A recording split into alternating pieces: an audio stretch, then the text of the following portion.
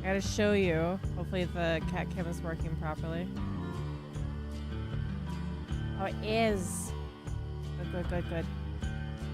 I have a boy today. He has not moved. He's the baby boy. It got all his toes sticking out. Oh. There. He has all of his toes sticking out. The baby boy. One fuzzy baby boy. I don't know how long he's gonna stay. Because he's been asleep this entire time and I'm not sure when he came into my room to lay down in the cat paw. But he's here. With toes. These little tootsies.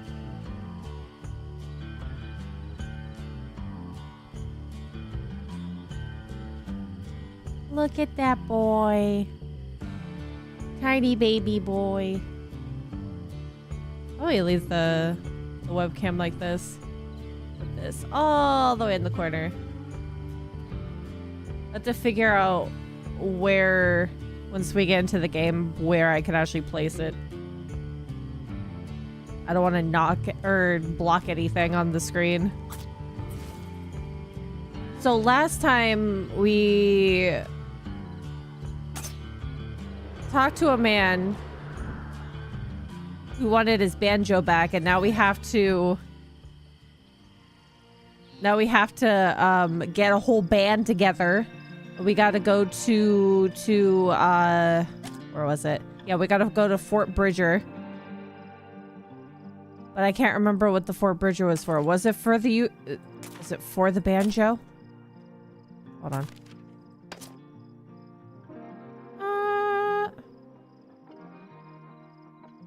What's this about? Oh, fiddle. Buy him a fiddle, not a banjo.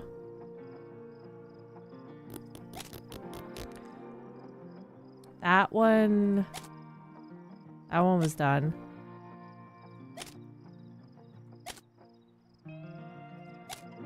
My fluffy girl was quite interested in your fluffy boy. Aww.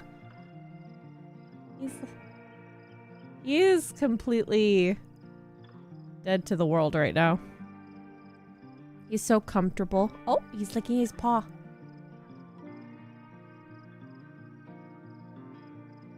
Oh, big yawns. And now he's got to clean himself.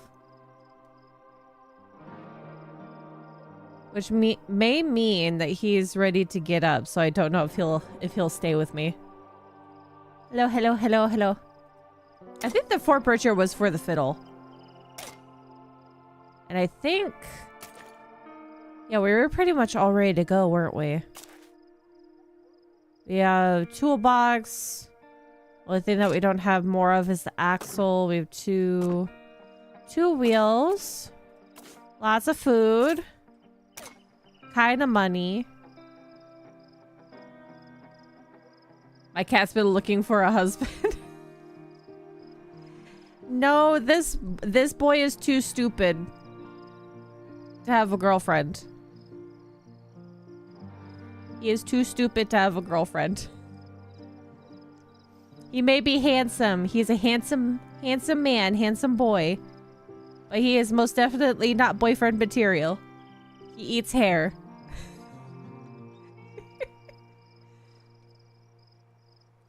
Okay, let's see if I can... I don't know where to put this. Here? I guess once we get on the road, we'll see. I think we are ready to depart.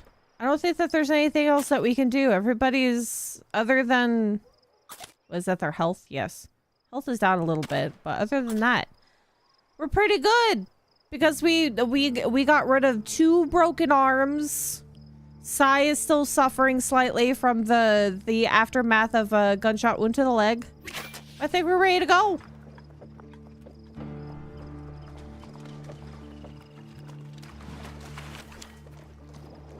Oh yeah, we can't put it there. It's gonna have to stay in the corner. Okay. To Independence Rock. Hoping to reach the rock before Independence Day, many immigrants carve their names into the rock into the rock face in celebration. I don't know. What day is it? I don't even tell what day it is.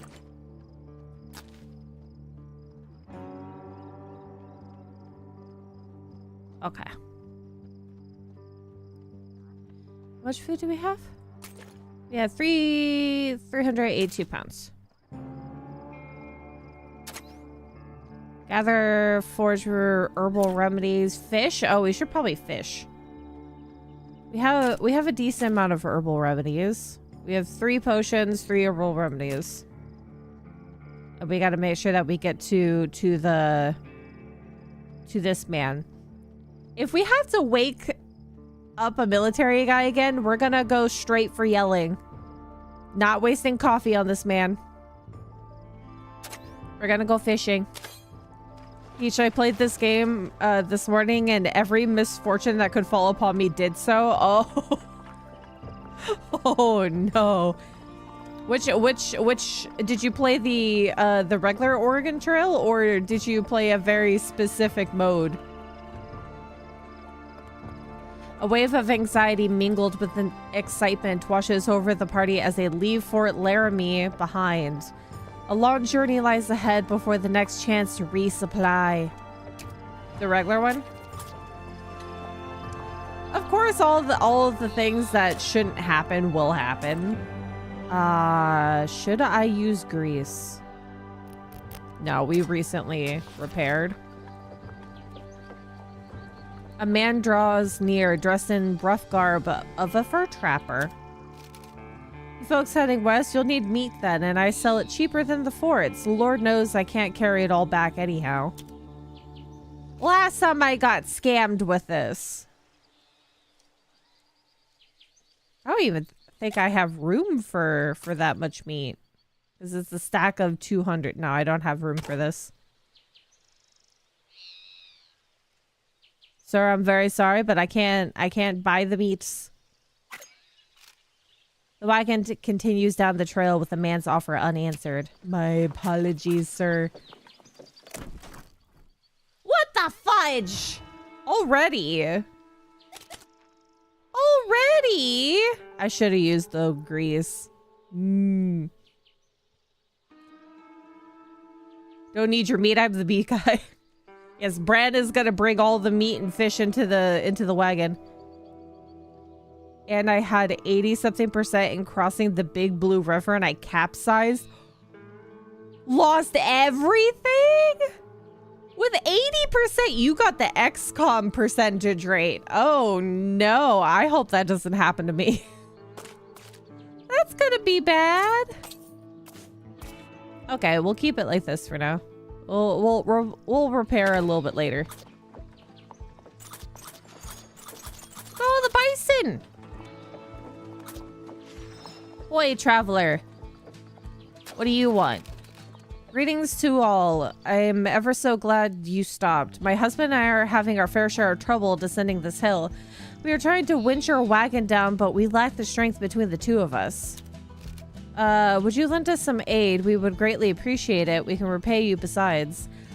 I hope it's in money, because I have no room. Sai, are you ready to get... Oh, never mind. It's just specifically stamina.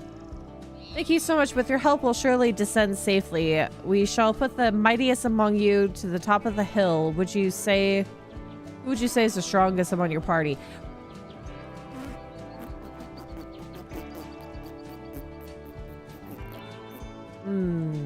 We'll do Sai. What are you looking at? What are you looking at? Looking directly at the webcam he is. What are you doing? You're like oozing out of the cat paw.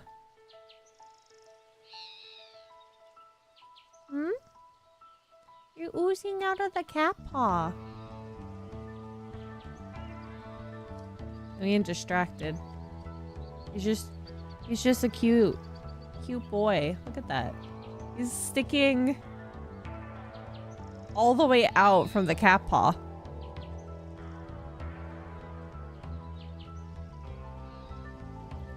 Are you fully awake now? Baby boy? There's nothing going on between those eyes. Yeah, the only thing that he has intelligence for is when somebody is giving him churu, or when he is completely on the hunt for eating hair. He is very good at hunting down clumps of hair to eat. Absolute butthole of a cat. Yeah, the gunshot victim who walked is pretty strong. Yes, we're definitely gonna put Sai in this. Sai takes a position upon the hilltop with the winch, while the rest of the party gathers about the wagon to guide it downwards. The wagon creeps steadily down the hillside with Sai holding the winch. She successfully steadies the wagon's descent, guiding it safely to the base of the hill. Yes! Ma'am, I don't need more flour! Thank you for the $20, though. Thank you, more than I can say. My husband and I have discussed it, and we want you to have this for your efforts. We shall be on our way again soon. Happy trails to you and yours. Yay! Yeah, the cat cam is active today. We have Binks this time. Binks has taken over the cat pod today. Not Rain. Uh-oh. What is this? I found a skink! Thunder rings out across the landscape. The rain pelts down on the party and lightning frightens the oxen. Uh-oh. The party could push on to get past the wet weather as soon as possible, but be at risk of getting sick. Alternatively, waiting out the storm. Yeah, we're gonna wait out the storm, like always. Get in the wagon! The party packs inside the cramped wagon, battens down the covers. Morale -2. Uh-oh. Damp, cramped, and uncomfortable, the party's tensions are amplified. This is not what they signed up for when setting out for their journey. Hey, at least it's not 2 days of rain. The storm rages all night long into the next day, but eventually the rain clears. Good, now everybody can skedaddle. You're not sick, are you? Why do you look like that? Ah, the morale is down. A little bit too far. Why do you still look like you're holding your arm like it's broken? It's not. As all things must end, eventually the clouds clear and sunlight returns once again. It's probably the morale and health down a little bit. Ah, we got to our fishing spot. Okay. I changed my accessibility settings so the animals are auto-clicked. You can't be... You can change that? Where is that in the accessibility settings?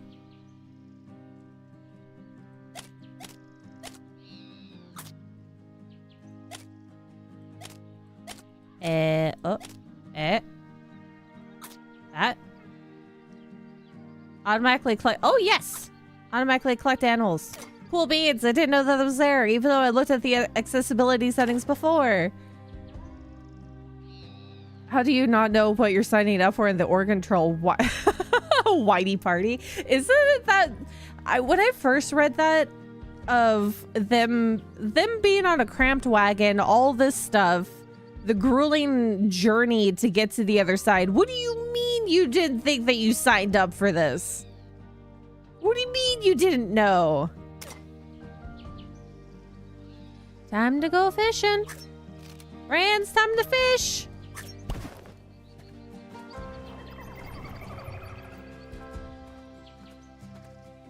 Let's go.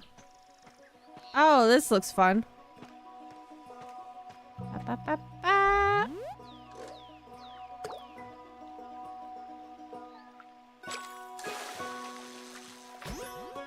Fish. Cut for... Oh! Maybe that's why it was glittering. Top quality fish. 38 inches.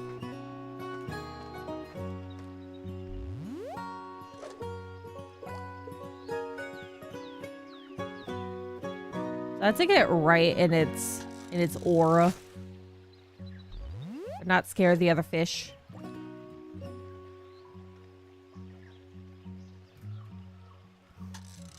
Look at me, fish. Look at me. There we go.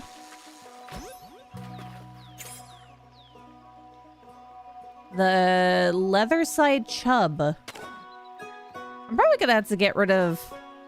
I'm gonna have to get rid of some things to be able to hold this fish.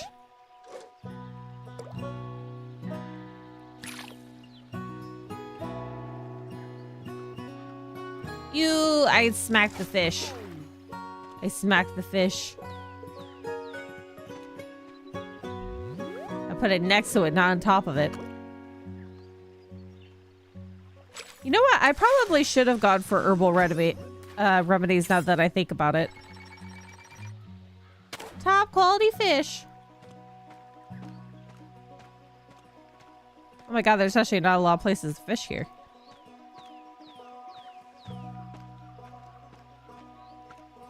Ah, fish. Are you still cleaning your paws, sir? Oh, the fish respawn. So it is basically you can fish for as long as you want. Lake trout. 47 pounds of fish.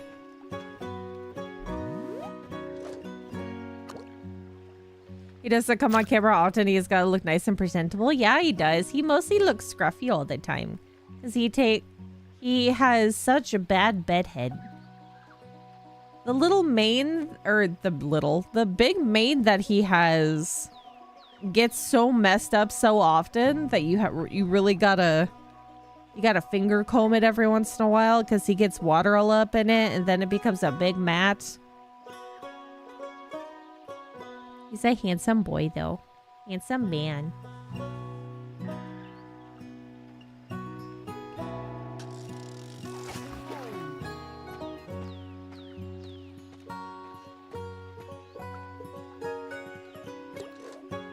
His bedhead looks so funny. Because he's such a fluffy boy. Oh, you gotta stick your leggy out so you can wash it? Big baby boy? Big baby man.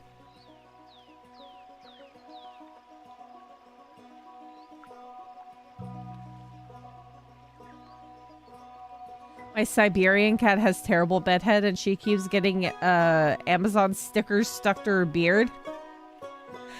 Yeah, you'll occasionally see like bits of cardboard stuck in his fur. He's too fluffy for his own good. All of that is fur right there that's sticking down. It's probably a little bit hard to see, but...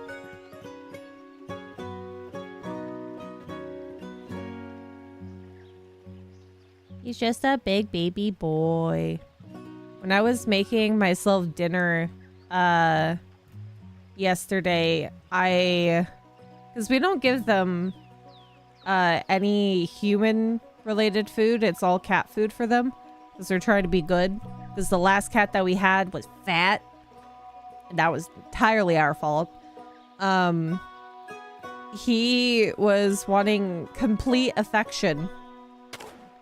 And he kept stretching up to the counter, meowing at me, trying to get my attention, rubbing my legs. He was a love sponge last night. Okay. Go back. 67 pounds of fish. We are not there yet, by no means. Okay, now we gotta figure out how to fit this into the wagon.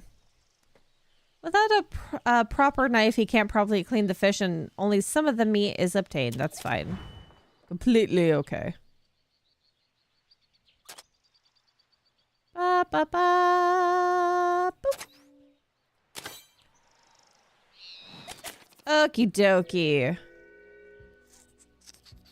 I have too much crap. Why did I decide to do this?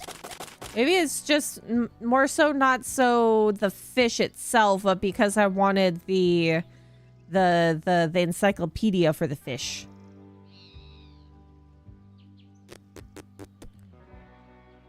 I try not to give her human food, but she steals salmon occasionally. Oh. They haven't really stolen food since they were kittens. They've been pretty good with it, but they do definitely want to sniff all your food. They feel that they are very much entitled to that. And they feel dejected when you don't let them. Let's see.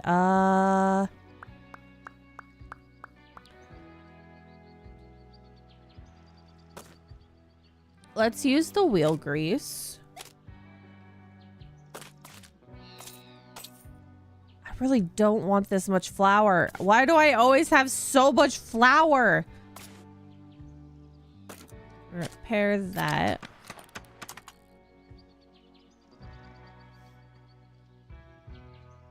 Watch me discard food now and regret it later. You know what? Well, let's just get rid of the fish. We meant to get this for educational purposes, not for necessarily food purposes.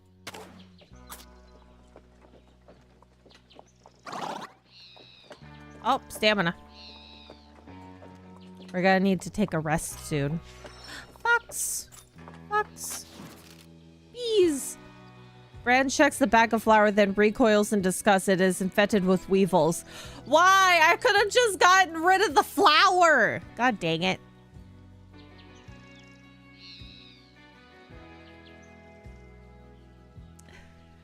Ah! Why? Why every decision I make has repercussions? Freaking weevils in my flour.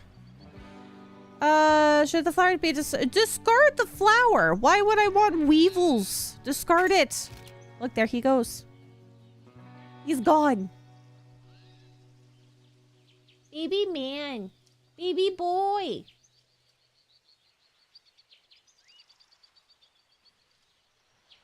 I might have to ask somebody to let him out soon because there's no way I'm getting up out of my pillow pile. He's gone. Hopefully Emily will come up later. She's currently sleeping underneath the bed. Brand dumps the flour out on the trail side. At least the weevils will be well fed. Frickin' weevils. At least it's only like... It's not that much, but I hate having an extra sack of flour. 1 second.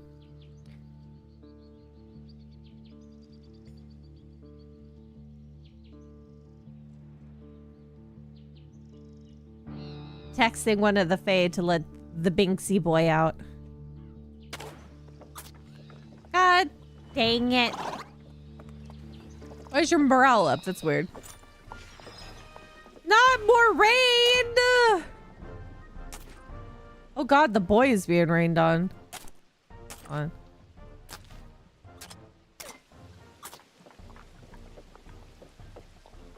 Ooh.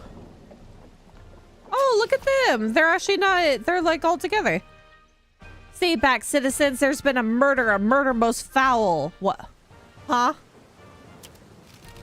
Oh, I see. You're that group the captain's got hunting us down. I have, had you pegged the minute I saw you. Detective's intuition, as it were. Oh, no.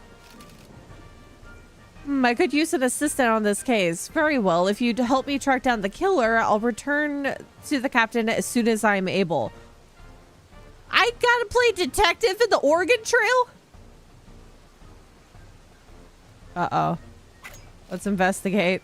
Excellent. With your help, I'll have this case solved in no time at all. I've compiled a list of clues, suspects, and pieces of evidence. Simply tell me what you wish to inspect or let me know when you're ready to make an accusation. I wasn't ready to play Ace Attorney today. Overview. The killer is Sai. No, Sai couldn't have killed anybody. We just got here. Everyone present is a part of a wagon train heading to Oregon, with the exception of Quill, who arrived only yesterday. The others have been together for the better part of a month now. Some have known each other longer, some less. Until now, there's been no infighting.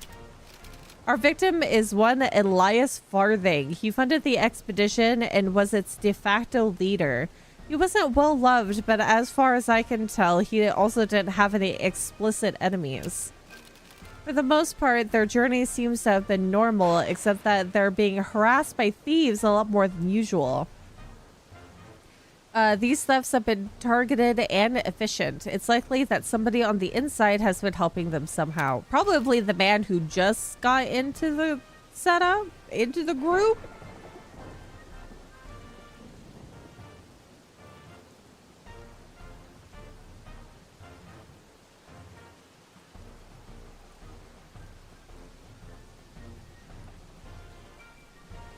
It's dysentery.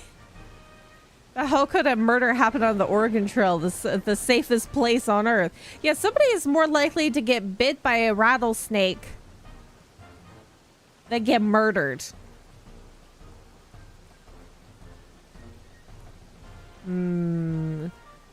Investigate evidence. I've assembled all the evidence I could find. Let me know if you want to take a closer look at any of it. Crime scene. The body of a middle-aged man lies face down in the mud, his fatal wound clearly visible in the center of his back. The body has sunk deeply into the mud, suggesting that it's been lying here for some time. Several boot prints are scattered about in the mud. Only one distinct set stands out of average size. The men's clothes are intact except for some stains from the rain and scattered mud. There are no injuries anywhere other than the fatal one on his back. It's unlikely that he fought against his attacker. Well, I mean, he got stabbed in the back or something. Nothing else about the crime scene stands out. I estimate the time of death to be about 8:30 last night, caused by a single clean stab wound to the back. Okay, so he was stabbed. The footprints make for a difficult clue, unfortunately. The only footprints that are visible are those made after the rain had started. What if he keeled over and just somebody stabbed him in the back to make it look like a murder? That'd be interesting.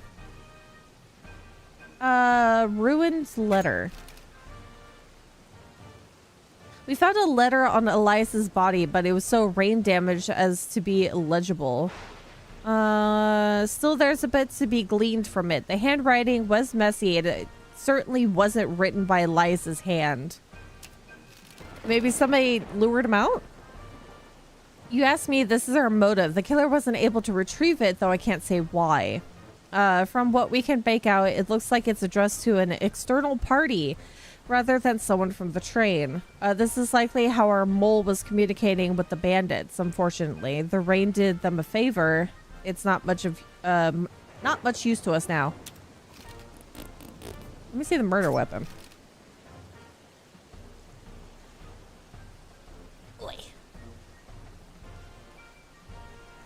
Elias was killed with a single thrust from this knife. Of that much I'm certain. It's a standard hunting blade that can be found anywhere, with one distinct feature. It has been customized to have a left-handed grip.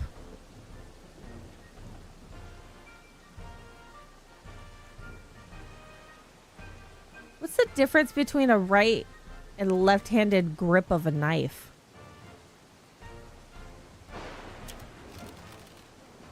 As I said, the knife is otherwise unremarkable.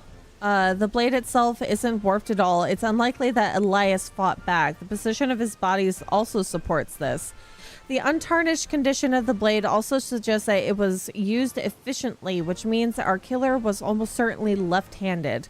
So left-handed killer killed at 8:30, average size shoe print, boot print. Thieves and bandits. Some placement, probably. Where they let a total stranger point the finger of who did it. Isn't that weird? More like it seems like it's orchestrated. Rather more ergonomic than I would have expected in the Oregon Trail. Could be the thumb nub on the side. There's a thumb nub on knife handles? Huh. Okay. Interview the suspects. Quill Peabody, Gareth Fairfield, Kellogg Hardin, Gurney Goldman, Marshall Brennan. Feel free to speak to the suspects directly. Keep an ear out for mistruths, but remember that someone will lie habitually. Catching a lie doesn't mean you've caught the killer. You can't tell me that. The heck? Okay. Quill Peabody. Alibi.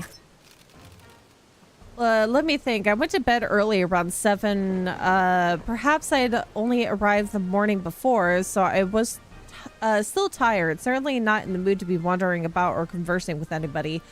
I couldn't fall asleep for some time. I heard gunshots at one point, but it wasn't until after the rain had started that I managed to fall asleep. Gunshots, okay. Victim relationship? I'm a reporter. Elias and I had only properly spoken the once, yesterday morning, in fact. He told me he had some news to share, but he had to procure evidence first. Frankly, I was and remained baffled. I don't know what news he was talking about or what evidence he was attempting to produce. Okay. Examine. Will Peabody is a tall, thin, well-dressed man. He seems bothered by the rain and his eyes are nervously darting around the gathered group. I mean, that's...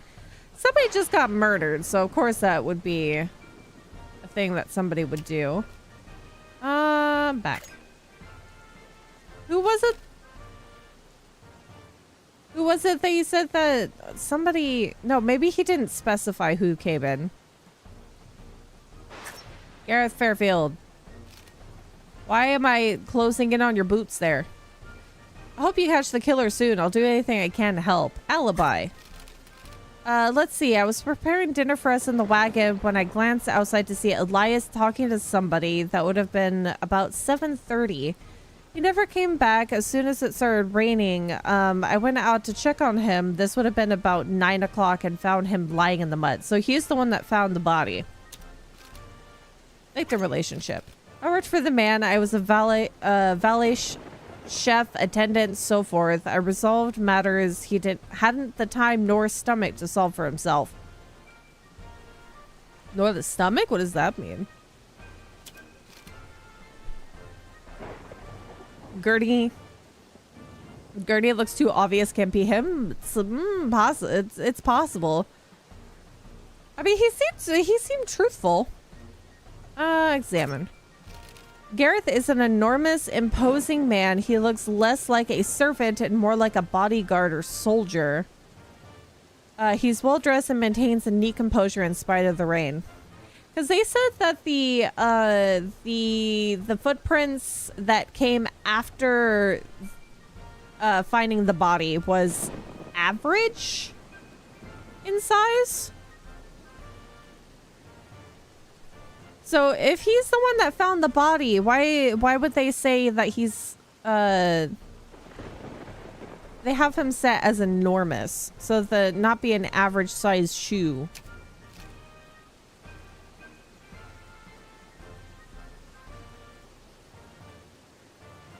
Gareth looking a little suspect, a little sketchy. Look for someone who's pretending to be right-handed and look like a ham-fisted chip. Yeah, we gotta find somebody who's specifically left-handed. Nobody has said anything yet, though. Stop showing me his boots. Alibi. I was relaxing in my wagon. It's what I'd be doing now if you weren't accosting me. At one point, I heard gunshots. Went outside to see what the noise was and didn't see anything unusual. That was at exactly 8 o'clock by my watch. So I went back to nurturing my favorite hobby of being alone. See, he died at 8:30. A gunshot? 2 people are saying gunshot. Yeah, look at those fine pixelated boots. Maybe there's a red herring in the plot? Maybe.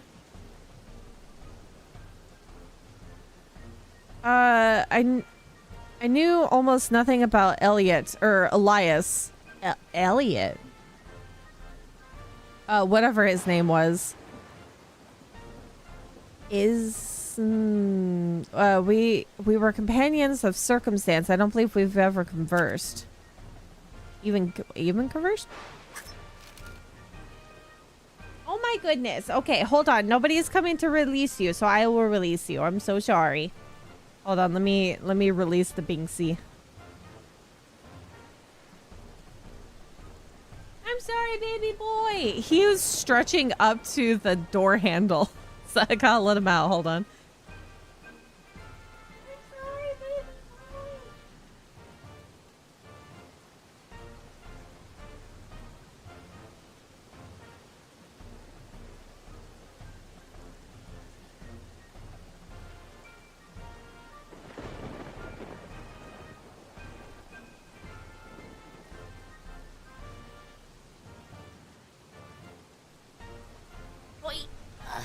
Oh no!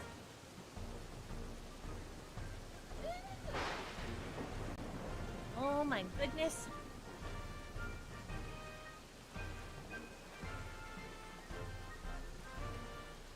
Ugh.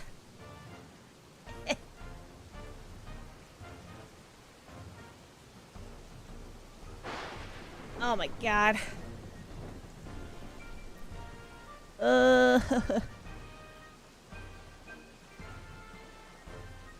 Okay, so I just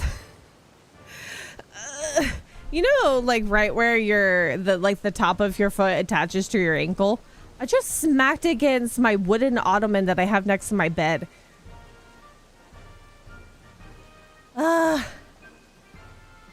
Why? God, now it's gonna be tender. Oh, wait a second. What the heck? Do I have a cord that's sticking out?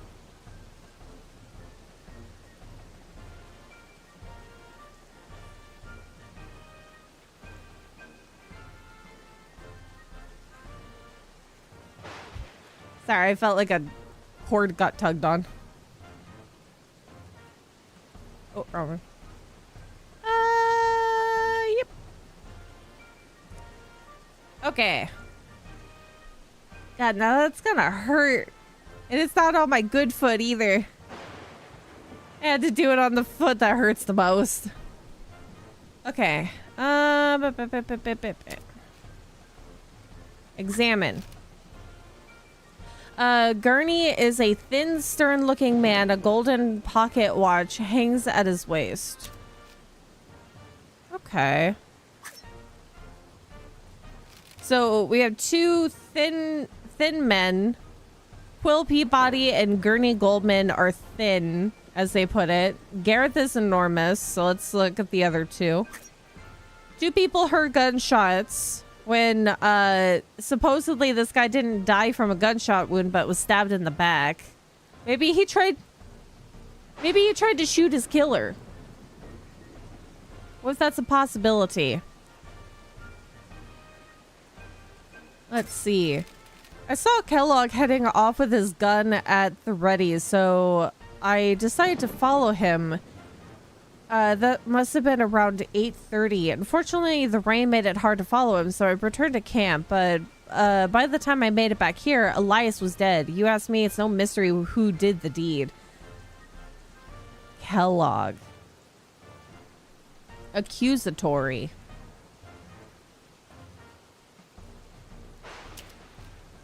Aw. Victim relationship. Elias was the man who hired me to lead the caravan. He was a man with his demons like any of us, but maintained his honor as long as I knew him. What happened to him is a damn shame. Salmon. Marshall is a sturdy, stout man with a confident posture and a grand, tidy beard. His clothes are immaculate. The only note of disorder is a large purple-blue bruise adorning his left hand. Seem a little sketchy there, sir. And he's the only one so far that's accusing somebody specifically. But this also could lead us astray. Because the other guy said that he heard gunshots specifically at 8 o'clock. He said 8:30. And 8:30 is specifically the time that he died. Yeah, the knife may be the red herring. Okay. You're looking sketchy, but we'll see what the other guy has to say.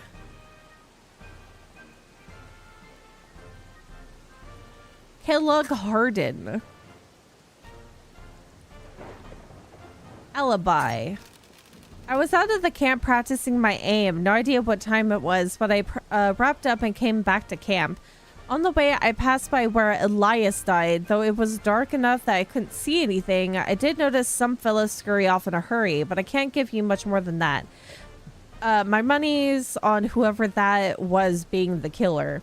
That seems pretty straightforward. Practicing my aim.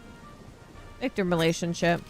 Elias saw the fellow around time and again, but I didn't care to know him, and he didn't care to know me. He wasn't one to get involved with shady folk, folk like myself, so our paths hardly ever crossed. Not much else to say. Okay. Kellogg is a vicious-looking man whose hands are never far from his holsters. It's evident that he spent plenty of time outside of civilization and outside the law. A large, fresh bruise adorns the right side of his face. Okay. Wondering about the bruise? Well, I've got Marshall to thank for that one. The two of us ain't exactly friends, but hitting me was a first. Not quite sure what I've done to deserve it. You'll have to ask him. Marshall is the one that was accusing him, right? Yeah, Marshall's the one that's accusing him.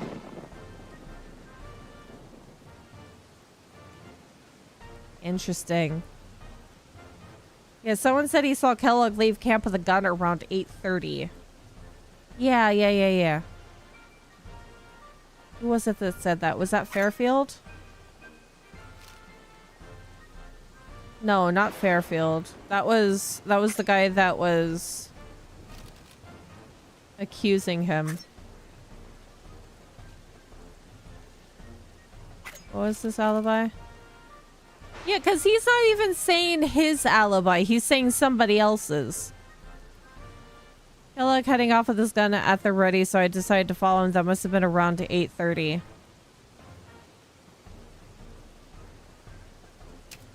And then he has the bruise on his left hand, and it was Gurney Goldman that said that he heard gunshots exactly at 8.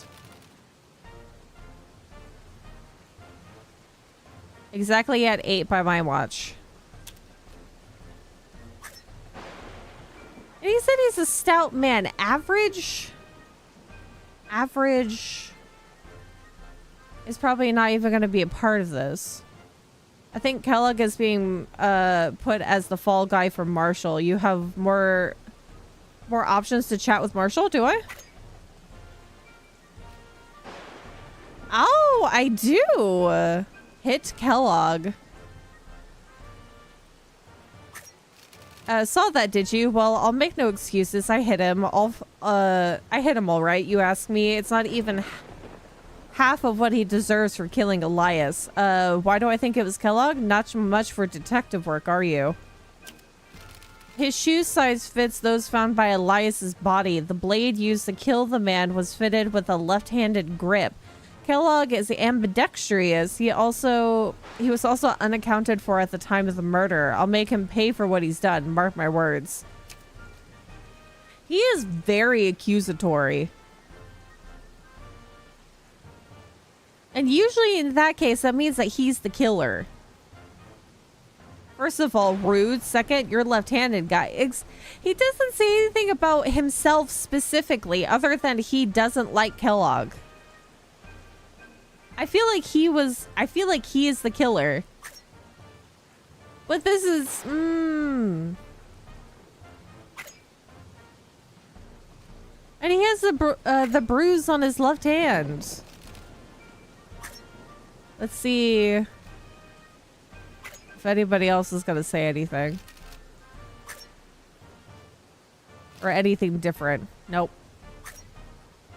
Because the average shoe size was found after the fact, because the rain basically washed away all other forms of identification for footprints. Yeah, Marshall lied about the time, even though this Joseph Holman saying that there are perpetual liars, but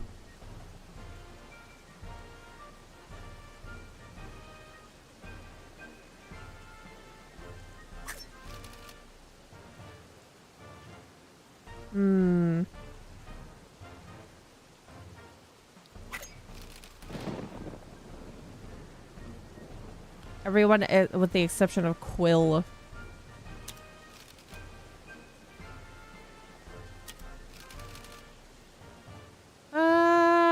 Thefts. Suspected dossier. Yeah, Quill was the one that came yesterday.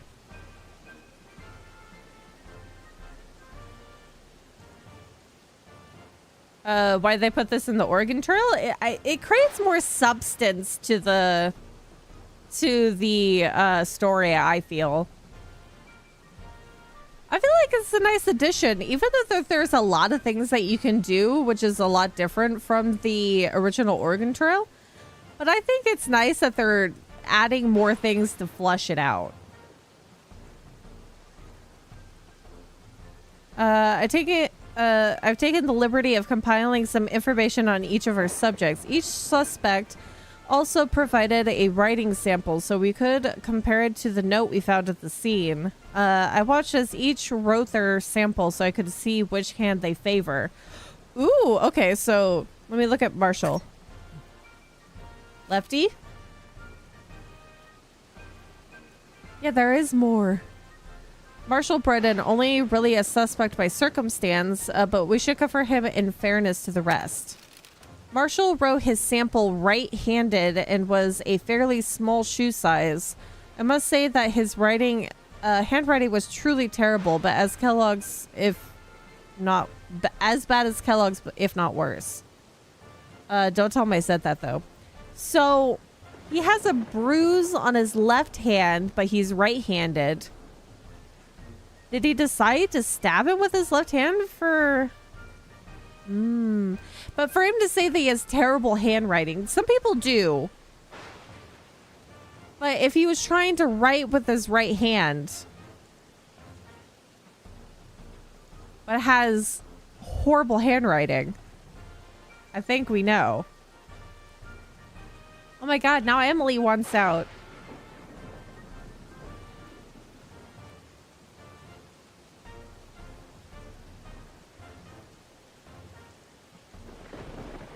Let's see if the text works this time.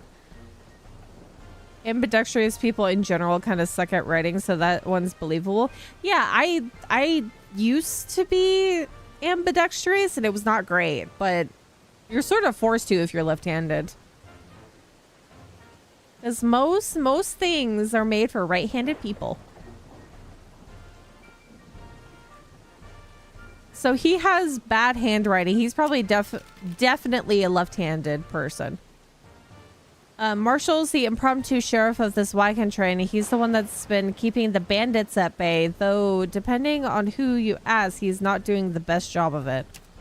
Okay, let me take a look at Kellogg then. Kellogg Hardin isn't the kind of man you want watching your back or your front, if I'm honest. He's bad news. He's garnered some infamy around here. Never killed a man as far as I know, but done all sorts of bad besides. He's our prime suspect for the thefts. He's also a long-term enemy of Marshall. The two have been at odds for years, as far as I can tell. As to his physical characteristics, the man claims to be ambidextrous. He wears average size boots. Okay.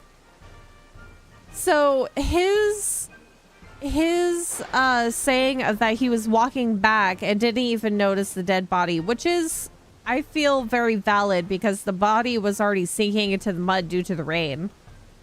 And that's the only reason why his boots were more prominent, or his footprints were prominent around the body at the time.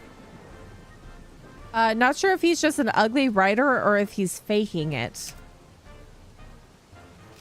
Okay. I think Marshall is legit trying to make Kellogg take the fall. I think so too, but we're gonna go through all of this and then I think our suspect is definitely gonna be Marshall Brennan.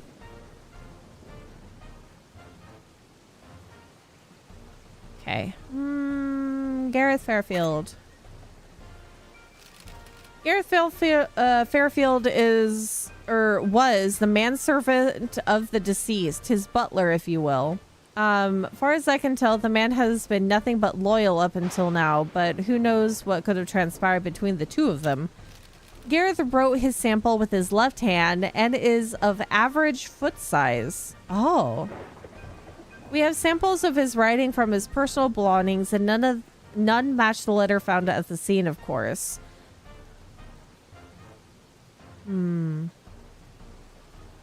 This is the only fellow who seems distraught that the murder occurred at all. That doesn't absolve him, but his reaction strikes me as genuine. What if it's actually the butler? Look, he's still one present, but who ever heard of a butler being responsible for murder? That's because they probably get away with it more often than not. That's interesting. So average foot size and left-handed, but I don't think he's our killer. I don't think he's our killer. Gurney Goldman.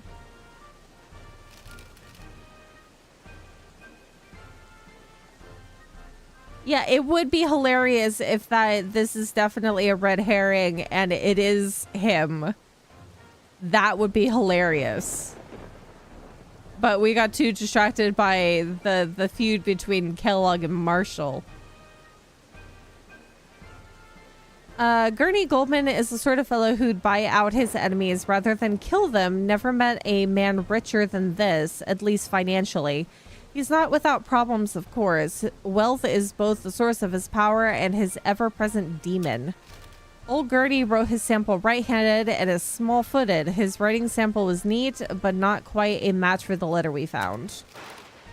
This isn't the kind of man who gets his hands dirty, but if he had to, he's definitely of the backstabbing sort. Hard to say how he's involved exactly. And the last one would be Quill Peabody. Quill Peabody is a reporter, one of those academic types. Certainly not the kind of man I pick as a killer, but you never really know. He doesn't seem a bad sort, just timid, I'd say. He reportedly came here to speak with the deceased. I know they conversed briefly before Elias perished, but you're better off asking Quill about the details. Sorry, not much to go on here. He's not a long-term member of the train, which makes him a bit of a mystery. Still don't reckon he's got murder in his blood, though. Alright, as to physical attributes, the man wrote his sample right-handed and wears large boots. Being a reporter, we have plenty of samples of his handwriting, though not an exact match to those found at the scene. His samples were the closest match of the group. The letter is probably not even that important. Okay. Wonder if with this I could say something else to these guys. Nope. Okay. Okay, gathering all the evidence. Elias died 8:30. Stabbed in the back. Fell into the mud face forward. Did not have any defensive wounds. Just straight up stabbed in the back. 2 of them heard gunshots around 8 o'clock. And one of them says specifically at 8 o'clock. And Kellogg is saying that he was out, doesn't know what time frame it was, to practice shooting. Which I feel like is very valid for a person that is always on his toes, has to be on his toes all the time, due to the fact of the way that he lives. Marshall says he heard gunshots exactly at 8:30 or around 8:30 and tried to follow Kellogg.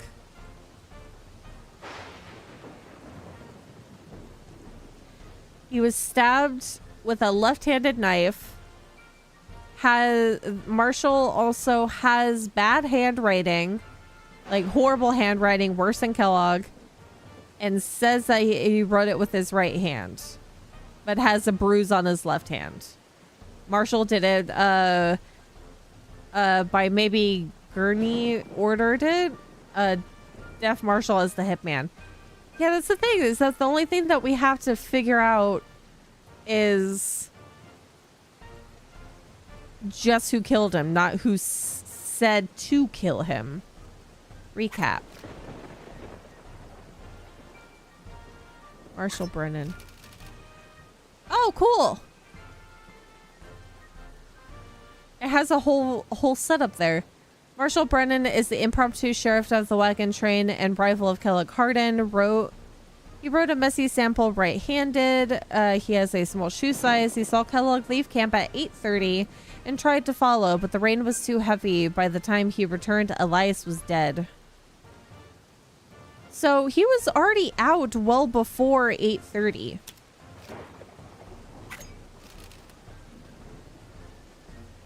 He fell asleep around 7, was awoken by gunshots, and then fell asleep again when it began to rain. So, yeah, 8 o'clock. Right-handed. Ernie Goldman. Ernie Goldman is a rich banker and major funder of this expedition. He wrote a neat sample right-handed, has average shoe size, and he was alone in his wagon, but went outside to investigate gunshots at exactly 8. Seeing nothing unusual, he returned to the wagon. Yeah, because the only thing that Kellogg was doing was practicing his gunshots. Gareth Fairfield was Elias's personal butler. He wrote a neat sample left-handed. He was the average shoe size. He saw someone speaking with Elias at 7:30, then found his body when it began to rain at 9 o'clock. Began to rain at 9 o'clock. Wait a second.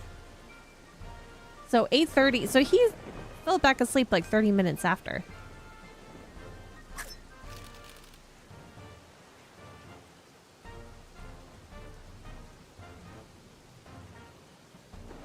And he's saying 8:30 and it was already raining.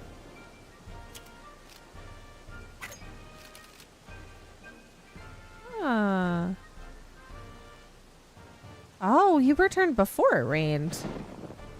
Kellogg Hardin is an outlaw and rival of Marshall Brennan. He wrote a messy sample with both hands, as he's ambidextrous. He has an average shoe size. He was practicing with guns at an unknown time, but returned before it rained, scaring someone in the process. So yeah, I do think, because if it was supposedly raining around 9 o'clock, it's most definitely Marshall.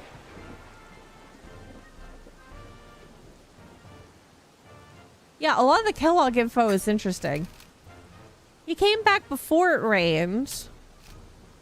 He's saying that it was when it began to rain at 9 o'clock. Oh, now I'm confused. Hi, Wisp.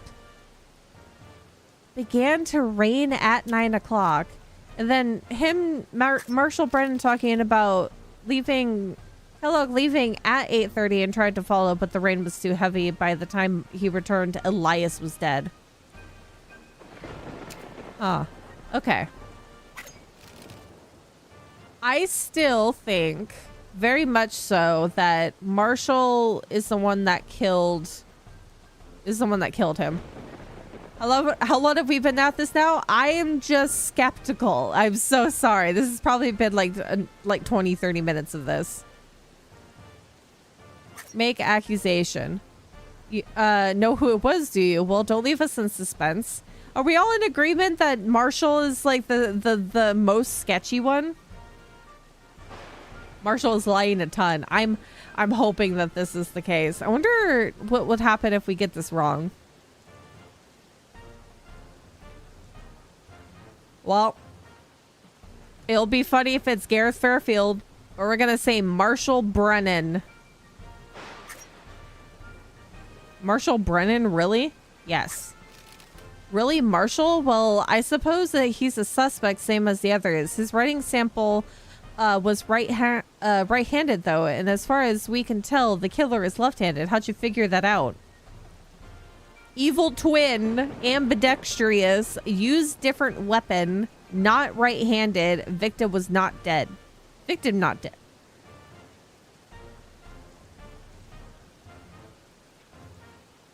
I'll take the fall if it's wrong. Not right-handed at all. BS. Yes, not right-handed. I like it has all of these other options to throw you off kilter. Not right-handed. What do you mean he's not right-handed? I saw him write his sample myself. Do you have any evidence to suggest this is a fact? Different writer, sample quality, murder weapon. He was tired. Bruise. Bruise on his left hand. Oh, I see. Kellogg's bruise was on the right side of his face, and Marshall was on his left hand. Oh, that is the other thing. Right side of Kellogg's face. Of course. Of course, of course. He swung with his left hand. That's a thought that I didn't have cross my brain. Still, this isn't much to go on. For one, Marshall has small feet. No prints of his size were found in the mud at the crime scene. Can you explain that? Two killers, evil twin, threw knife, wasn't muddy. Used different weapon. Wasn't... Why is it evil twin? What the heck? Why is two killers? Through the knife? No, it wasn't muddy at the time. Why on earth do you think the ground wasn't muddy? Ruined letter, bruise, special mud shoes. It was dark and wasn't raining. Yeah, it wasn't raining.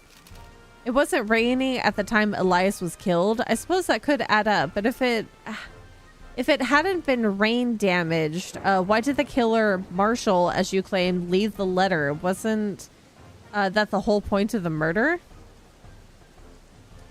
He can't read. It was dark. He was interrupted. He was tired, and fake letter. He was interrupted because Kellogg was making his way back to the caravan. He was making his way back to the group.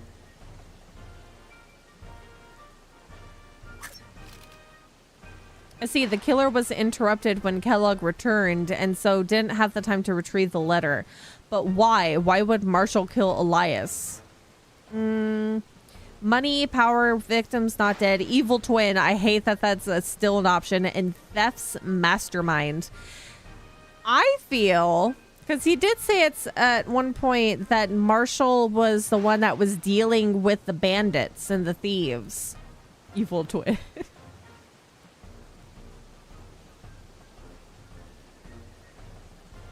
I think he was in cahoots with the thieves. Theft's mastermind. I see. Elias found a letter that Marshall had written to the thieves detailing the wagon train supplies and guard routines. You claim that Marshall killed Elias to stop him from spreading the word, correct? Yes. I think Marshall is actually the leader of the bandits. Theft's mastermind is what I'm leaning to. Yeah, it's evil twin. Why evil? Can you... It'd be hilarious if you put all of the answers as evil twin. It pains me to say this, but everything you said adds up. I'll place Marshall under arrest and catch up with the captain when I can. Take my medallion. It might be worth something along the way. Thank you, sir. Dragoon medallion. It doesn't even tell me whether I was right or not. So I'll probably have to figure that out later. It'll be hilarious if it's evil twin. Okay, campsite. Oh, restores the party's health. We need this. We need this. Okay. It's gonna be hilarious if we find out later that it was not Marshall. Okay. To the campsite. Restore Wubbs' health. What was the other one? Oh, herbal remedy collected. That's okay. That's fine. Bird. A wasp? Oh my god. If you're wrong, I deserve to be shot by Sai. No, nobody's gonna be put out back and shot. Has Wubbs pulled their weight yet? Not today, at least not yet. Sai spots a young sapling on the side of the trail. If cut and properly stripped, it might serve as a strong wagon tongue. But it'll take some time. Who should cut the sapling? Sai, obviously. Sai, time to whittle down that tree. After a few hours, Sai successfully cuts and strips the sapling. It serves as a good wagon tongue in a pinch. Yay! Woo!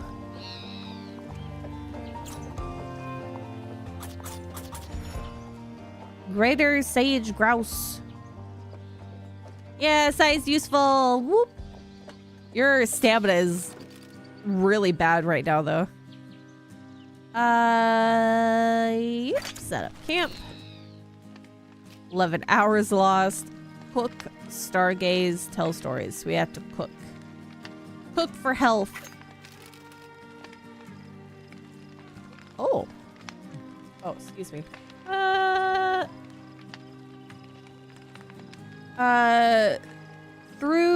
Though trail cooking requires a specific skill set, talented wayfinders have an advantage due to their knowledge of trail flora and fauna. Any chef will also inevitably bring a bit of their personality into a meal. Who should cook? I would say Wubbs, but we don't want a slacker cooking food, do we? Do we?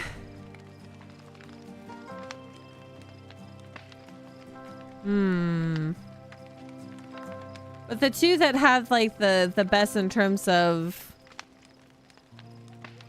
are three.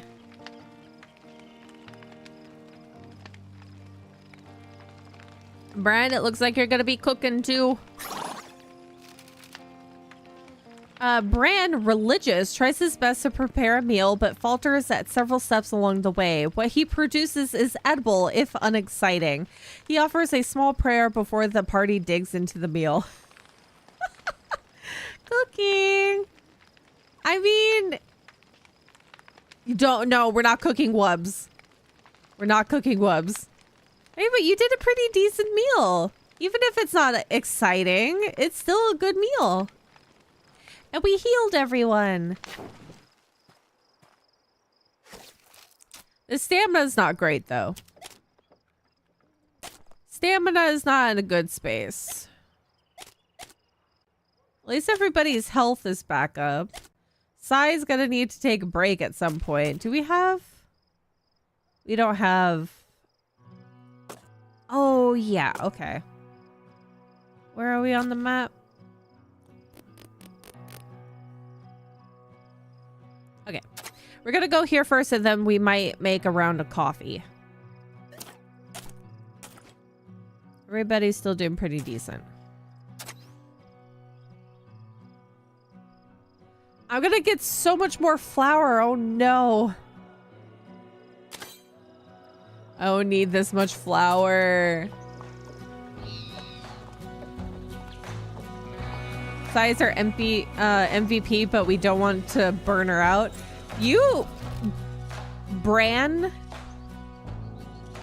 and Sire are the backbones of this group. The wagon's back wheel catches in one of the trail's myriad ruts. It sticks and jams fast. It will move no further.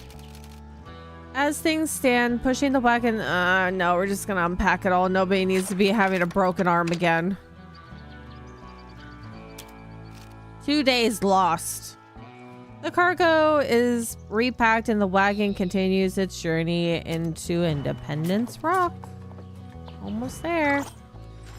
Oh my god, size stamina! Okay. We can't wait. We gotta do a round of coffee.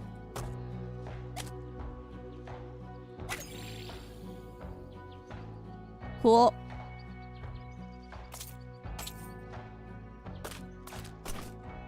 Cool beans. Okay. There. My back hurts from carrying the entire wagon party. Everybody has a moment where they're just gonna absolutely have to pull their weight. How much meat do I have? I have 39. This is gonna be great. Brand, it's time to go hunting. Time to hunt.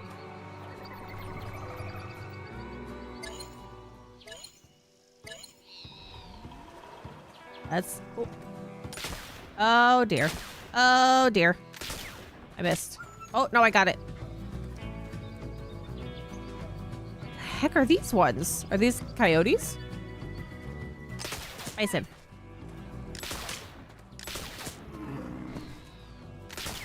What the heck? I missed that?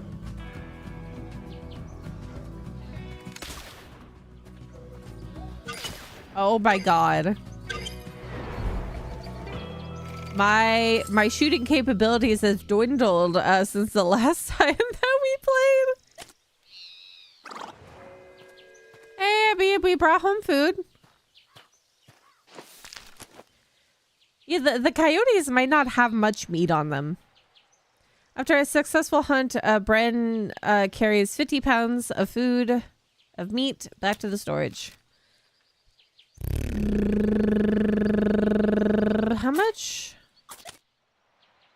I don't think we have to worry about pelts too much. I don't really have the room for pelts. Kinda.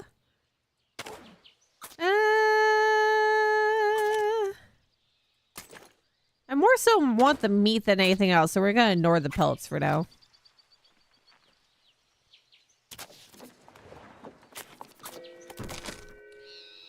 God dang it! Repack. What the fudge?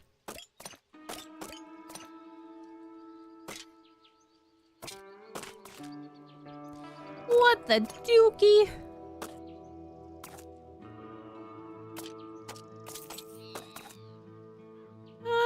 That's not horrible. Yeah, morale is at an all-time low. But I don't have anything specifically for morale. I don't have a harmonica right now. But we're just about there. Ooh, what, huh? Tripping over a small bump in the rough ground, Wubbs finds herself in the dust. A little sore, she picks herself back up and why is it always Wubbs falling over? See, this would have been good if you decided to actually want to take her as stupid. God dang it, Wubbs. Well, I'm still hating that Wubbs is the closest one to the wagon, so every time they fall over, there is a potential that they just are gonna crack a bone. But at least we're here. We can take a rest. Holy monkey.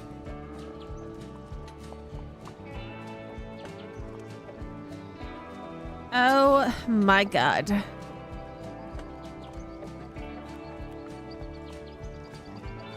Wubbs needs to be the one that's sitting in the wagon. Yay, a big rock mound. Nah. Oh, look, a rattlesnake. The heck? Let's hope nobody gets bitten while we're here. The party finally arrives at Independence Rock, a foreboding, sprawling monolith stretching hundreds of feet into the air. The rock is smooth, bearing, of course, the carved names and initials of previous travelers. Some among the party may take some satisfaction in doing similarly. That's gonna boost morale. Gonna do a rest first. No, actually, we should do the rest after. Shouldn't we reconsider? What is the trade situation? Offers 1 ox, 4 toolboxes, 2 wheel grease. I probably want the wheel grease. Oh god. Oh god, I actually have that much flour now? 33. No. No, it's not worth it. Not worth it at all. We are going to be coming up to rivers at some point, so I don't know if I want to trade my pelts away now. Let's talk. We have... Oh, Ava's here. Albert has a quest, so let's talk to Albert first.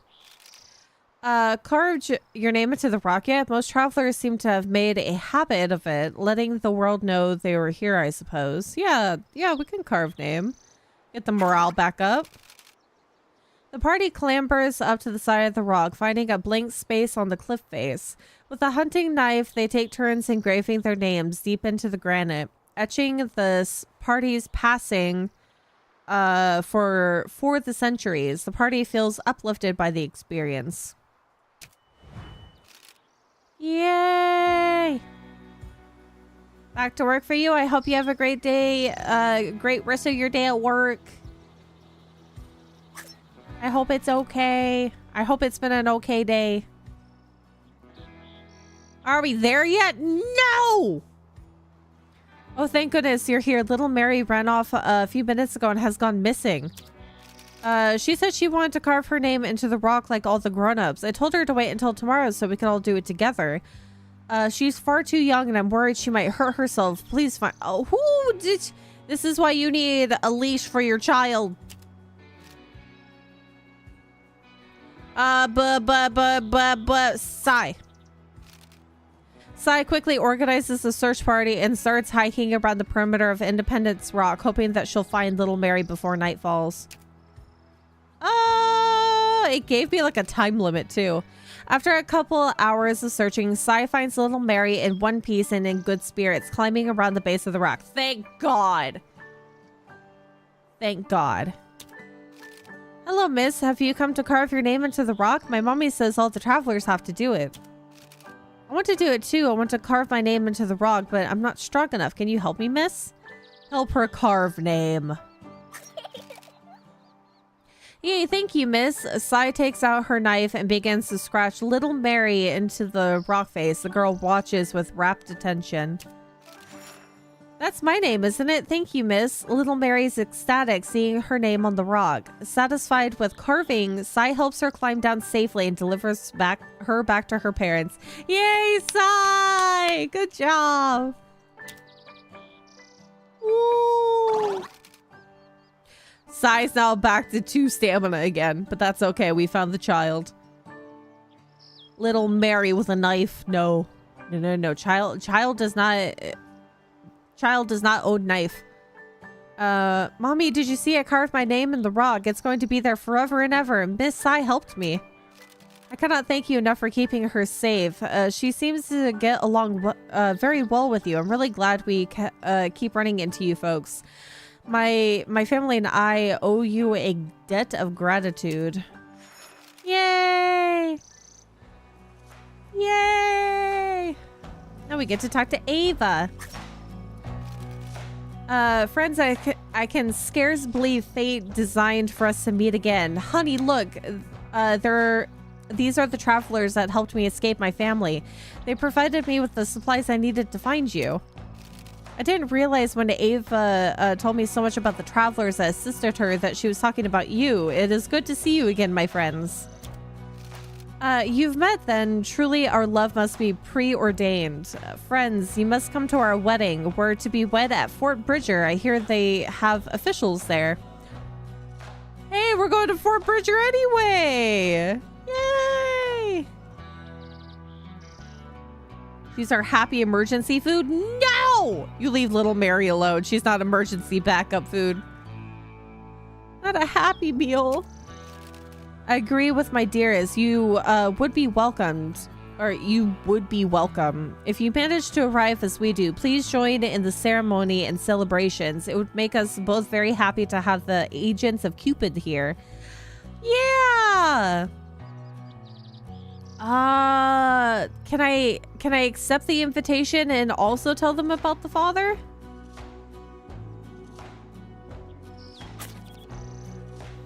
Fudge.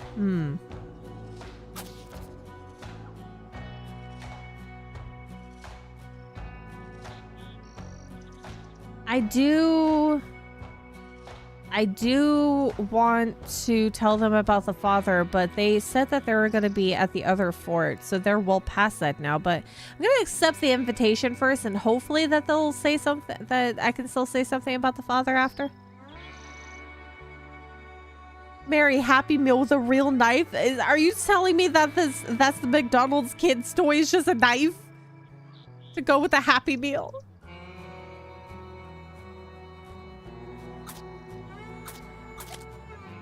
Ugh.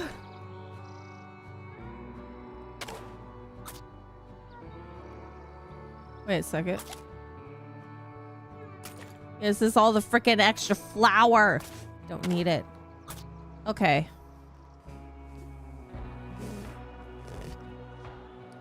Well, what if I can't accept the invitation and tell them about the... I'm just gonna accept the invitation. How wonderful it will be to have you there. Travel well now, my friends.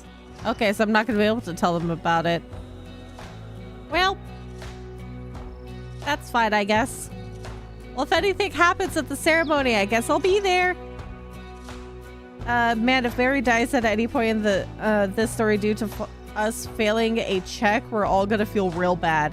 We're all going to feel absolutely devastated if Mary dies. That's going to be a bad time.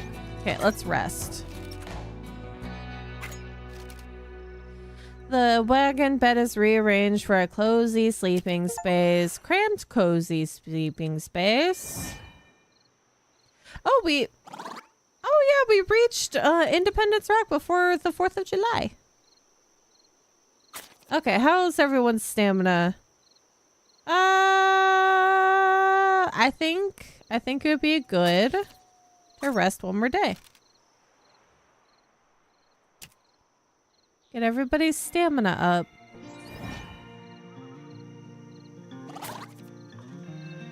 Cool beans. That is a good setup. I think pretty soon we're gonna have to change Wubbs' clothing again because they are falling in the dirt way too often. Now then. We are still decent with food. Hearty pancakes for everyone. Can you imagine the pancakes that are coming out of the flour? It's probably tasteless. Or maybe with the bacon grease or the meat grease it'll be fine. Okay. I think we're good to press forward. All of our oxen are good. We'll go ahead and give Bran. We'll give Wubbs a new set of clothing so they're not stinky. And I think we're good to go.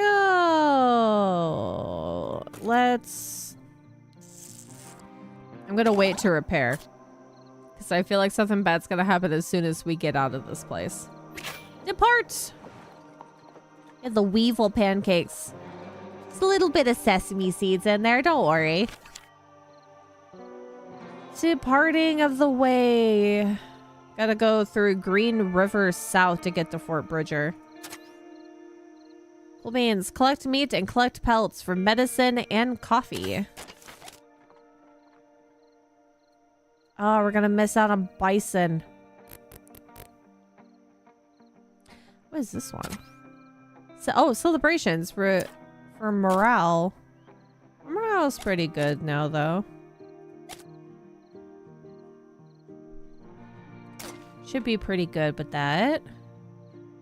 So I think we'll go up to the Dragoon sighting. And we'll probably... Oh, there's 2 of them. Okay, so I see where we're going to be going. We're just going to go straight across, get meat, get pelt. And hopefully this will be a good setup. God, I hope this is not going to be another murder trial. I have watched Townsend's cooking the colonial pancakes. The lard makes everything better. Yeah, lard specifically. Yep. That probably grants most of the flavor, because I don't think that they traveled with much spices, did they? As the majestic Independence Rock fades into the distance, the party looks ahead to their next challenge. Frickin' discard the additional flour. Don't need it.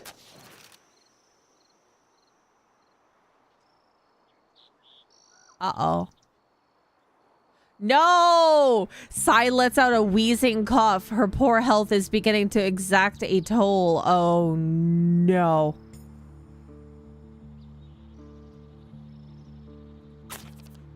Oh, that's not great. Okay. And we have quite a way before we get to, like, civilization. Oh, dear. Okay. Webbs has heard rumors of a local plant known as Devil's Club crushed. Oh, God. Webbs has heard of rumors of a local plant known as Devil's Club crushed. Its roots and stem may be used as a poultice on wounds or ingested as a health tonic. Searching for this plant may take some time if it can be found at all, but it may well prove useful. Devil's Club? Are you sure Devil's Club is not to put people out of their misery? Literally clubbing? Devil's Club. Sai, are you wanting to take a chance on Wubbs finding you something called Devil's Club? That may be ingested as a health tonic?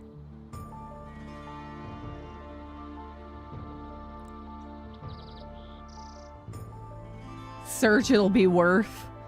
I hope that the slacker trait doesn't... What do I have to lose? I don't know. Death? Okay. Search for the herb. Who's gonna search for the herb? Oh, I see. Well, since Wubbs is the one that made mention of it, should we have what? Oh God, I really hope you don't slack, Wubbs.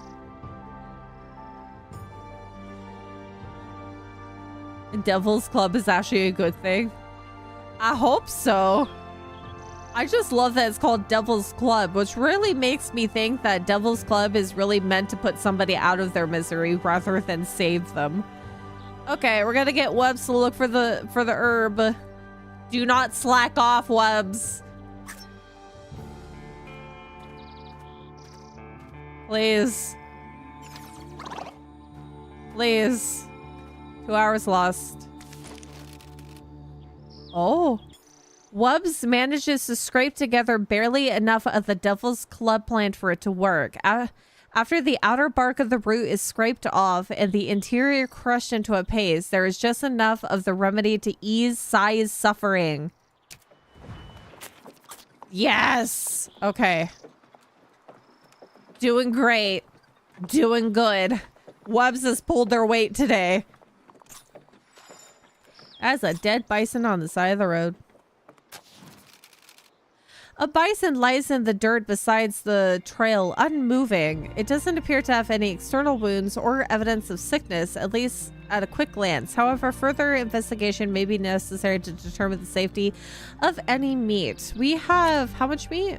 We're about to get a lot more meat.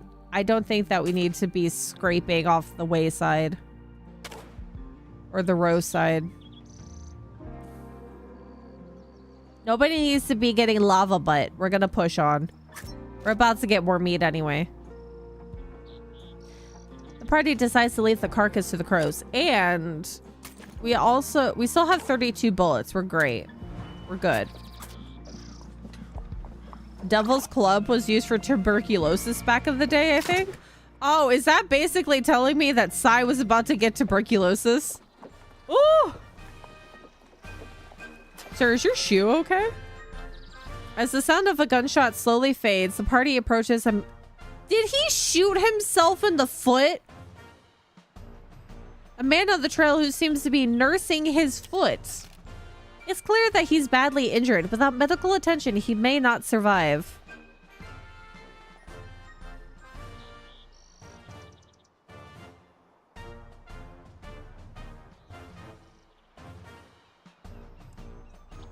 He signed himself? No, you can't say that. It wasn't like Sai had the accident of them shooting a gun and then shooting themselves in the leg. It was from the wagon. We're gonna give him some medicine.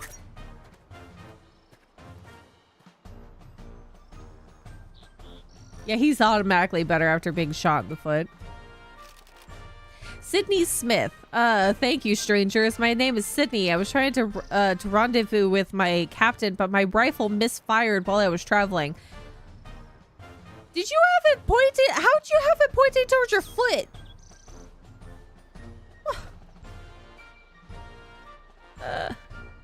I shan't make the same mistake again. Godspeed to you. Well, thank goodness. Well, we're gonna be able to collect 3 pelts, so we're gonna get more medicine on the way. Okay. Hunting ground for foxes.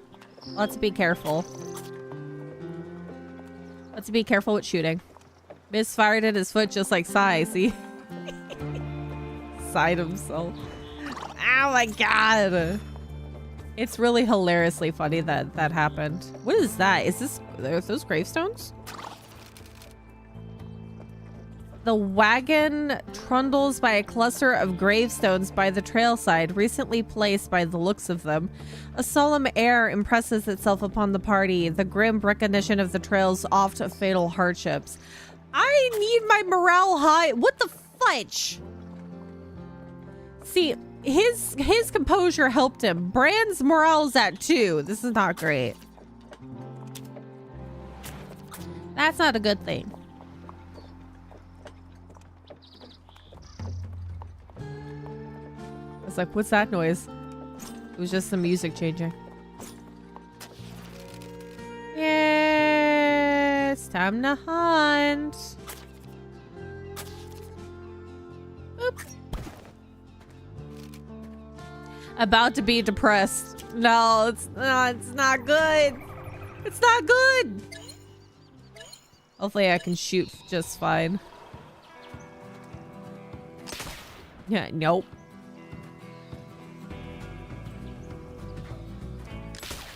I am atrocious.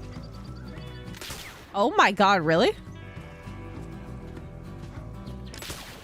That's 1.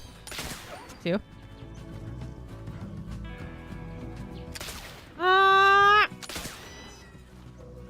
At least I'm gonna get some pelt out of this. 60 pounds of meat! Ah! Sai still does not look great. After a successful hunt, Brian carries 60 pounds of meat back to storage. Pelts. 8 hours lost. Fudge. Okay, change it to filling food. We're gonna go down to the bison so we can get our other dragoon sighting. 3 foxes and a moose. Uh-oh. Wagon. Not the wagon! Oh dear. Repair that bit. That bit. Uh-oh, you need to adjust some stuff.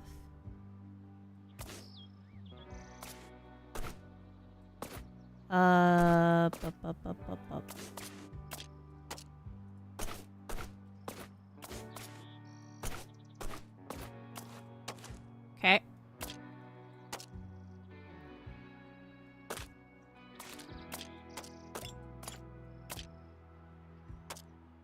Yeah, okay. Oh, hey, morale went up.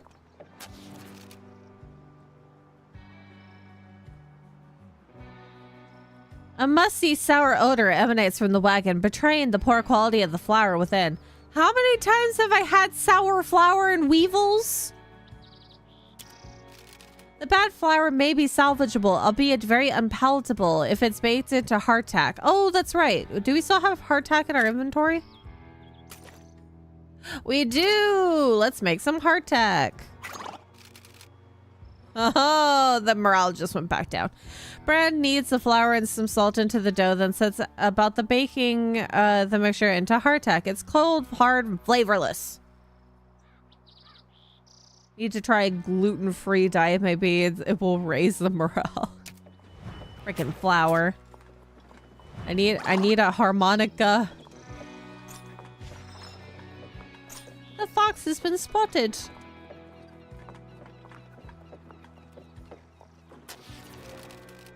This is not gonna be great because Bran's stamina is dookie. What is this? Everybody's stamina? Might need to just do more coffee. I think we're gonna have to do more coffee. Okay. Because Bran gets a morale boost from the shooting. From bringing home food. Oh yeah, that's right. I could also put the pace at steady at some point if our stamina gets way too low. We're gonna need some more bullets soon. Whoop.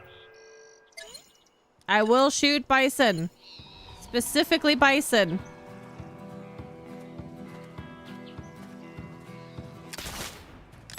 Okay. Nope. Not gonna be able to get that one. Oh god. Okay.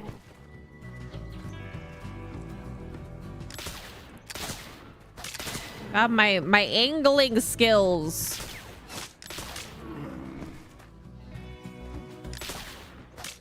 I was shot in the butt.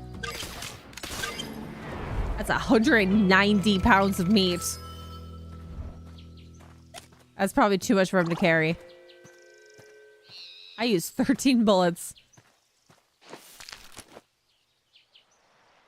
Bran managed to hunt 190 pounds of meat, but only had enough stamina to carry 125. That's pretty good, though. 125 pounds of meat.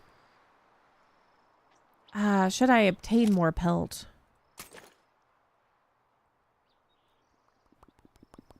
Okay. Obtain pelt. 7 pelts. Cool, cool, cool. Have lots of meat, 182 pounds worth. Lots and lots of pelt. This is great. We are set. We are absolutely set for, oh, we're not going to be able to get more coffee, dang it. That's fine. I thought I brought more meat than that. We have a lot of meat. Maybe it says 60 out of 100. I don't get it. You brought 100-something pounds of meat back. Oh, let's go figure out the Dragoon. Yeah, we did break up 125 pounds of meat, plus more from the other ones. That's stupid. Oh. While feeding the oxen, Wubbs observes that one of the beasts seems lethargic. It's breathing labored. It might be sick. A full day's rest or additional food may well restore its vigor. We had Sai check the... We had Sai inspect the ox before. Let's try doing that again. Sai, time to inspect the ox. Sai farmer believes the problem to be a mild form of colic, easily treated with water to drink and moment to roam freely. Yes, in no time the party is able to continue on. Good, good, farmer. Morale is back up. What was that noise? Oh my god. Oh my god, Sydney, you are worse than Wubs. He did do it again. Come to my oxen, come to my bosom, I will heal you. You are single-handedly taking care of the oxen. Unbelievably, Sydney can be seen ahead, once again, nursing his foot. That's the noise that I heard. It seems he's had another near-fatal accident. Did you shoot yourself in the same foot again? It's clear that he's badly injured. Without medical attention, he may not survive. Oh my god, making me waste 2 things of medicine with you. At least I'm getting one back.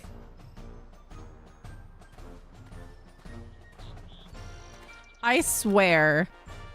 Thank you again, travelers. I am not sure how it happened again, but I think perhaps it's best I simply travel unarmed. Please take my medallion for your help. Godspeed. I hope you make it in one piece. Holy monkey. He absolutely hates his foot. Oh. God dang it. The wagon jostles as the unsmooth movement of the oxen pulls it across the ever-changing ground. Holy monkey! What the fudge? Oh my god! Wow. Okay, that's not great at all.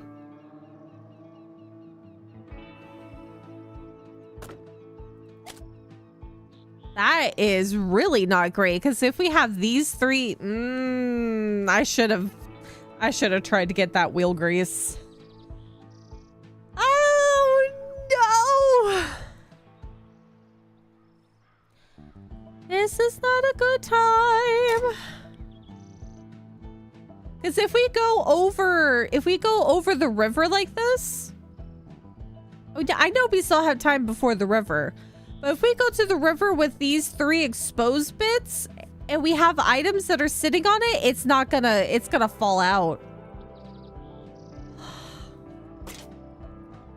Oh boy.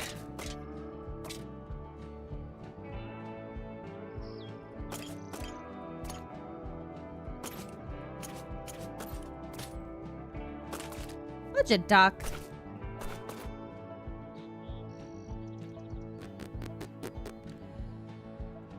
Gosh, watch me get rid of the axle and find out that I'm gonna need an axle. This is what I get for having so much pelt.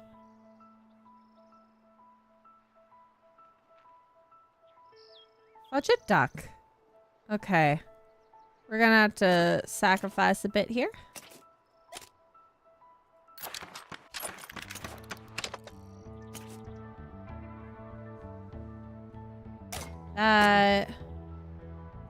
Okay,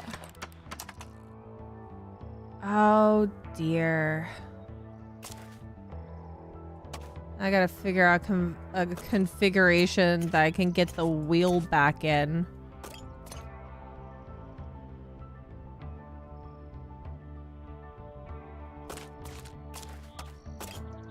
Okay, I'm okay with that sitting there. That should be okay. Okay. God, this is starting to go bad real quick. Throw away the gluten. We're gonna keep the gluten for now. We need food. We need to keep sustenance on our person, because if we get rid of food now, we're gonna be in dire straits later. Either way, we're screwed. We're almost there, though. Yeah, we need the gluten for the gluttons.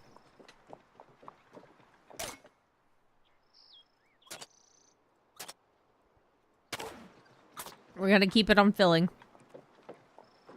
Oh, look, we got people!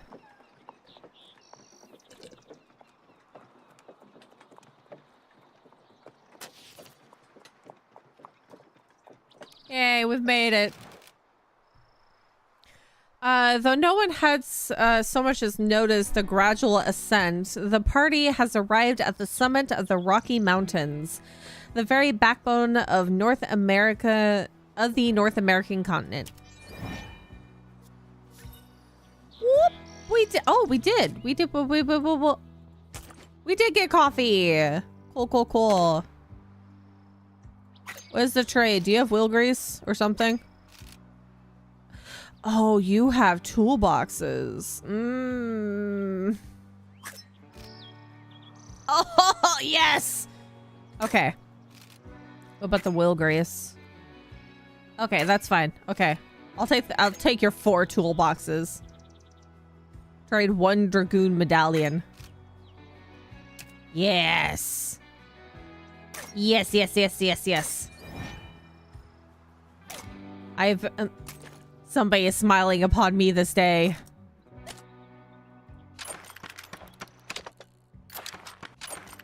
No! Are you still... No! Ah! No! No! Why? I selected the toolbox!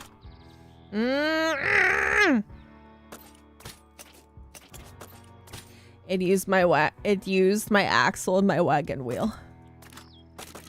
Oh no. Oh my gosh. Dang it. Oh, today's a sad day. Today's a bad day. At least I have 3 toolboxes. God dang it. Why did I have to click so quickly? Holy monkey. I am a stupid. I am a moron. Why have I done this to myself?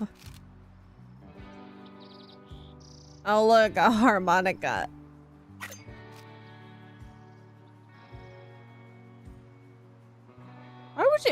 Why the heck would I trade 9 pelts for a 1 harmonica? Ugh. How the heck is somebody gonna have 22 toolboxes?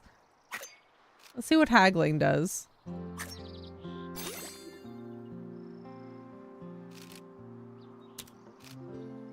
Not 19.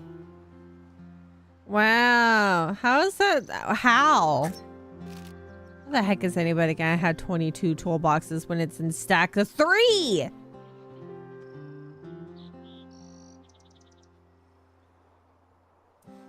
I'm not mad. I'm not mad at all. I'm not in a bad state. I mean,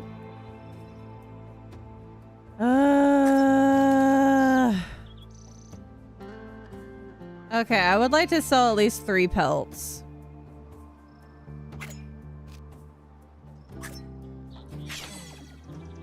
Why the fuck?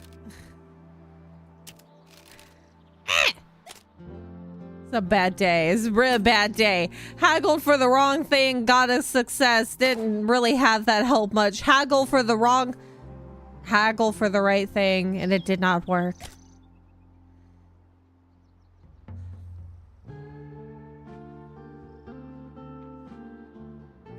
So close to a curtain. Peach's gonna the harmonica morale for herself. I need to get one of those toy harmonicas, one of those really cheap ones, because I see that people have done like horror games and they have like the harmonica in their mouth, and I want to do that because it just seems like such a fun time. I need a harmonica for a different reason now. Somebody needs to play me a tune.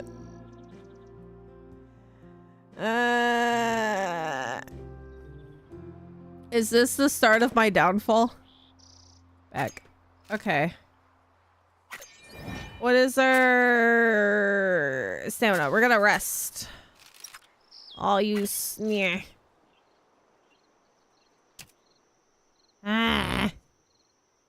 Nobody better get bitten by a rattlesnake in the middle of the night. I'll be extra angry. Okay. Many of the travelers gathered here in deep discussion. Undoubtedly, they're deciding on which path to take.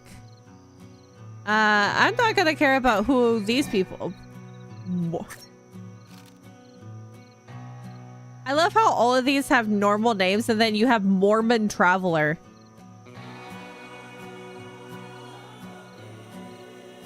We're just gonna leave that. It is time to depart, and we're going to Green River South, and I have many, many pelts to get through the way. Okay. Depart! Something better not happen as soon as I get out of this area. Don't you dare. Green River South to Fort Bridger. Restore brand stamina for 174 things of meat. You do need more pelt. Because why not? The largest and most dangerous river crossing the Oregon Trail, the Green River offers little respite. This is gonna suck. Yeah, both of them are bad times, but we had to go to Fort Bridger. Oh, wow. Okay.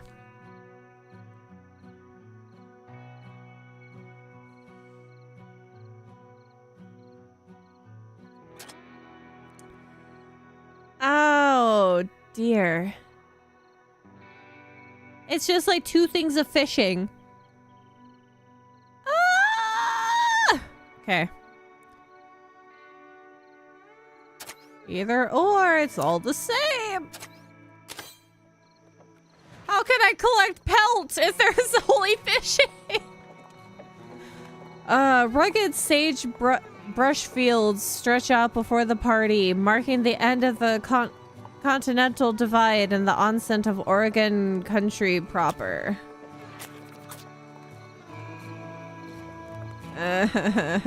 We'll never make it. Stop with your morale talk. She's right. What the heck? You're the one that has the most amount of composure. Ah! Hate this. What the dookie? Hate it. This game's out to get me. Oh my god. And here I was looking forward to fishing. Ah. Pair that. That one at least. Oh my goodness. Excuse me!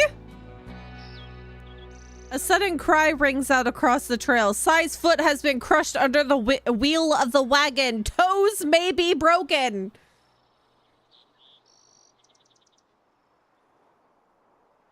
Sai, why is your toes so close to the wagon?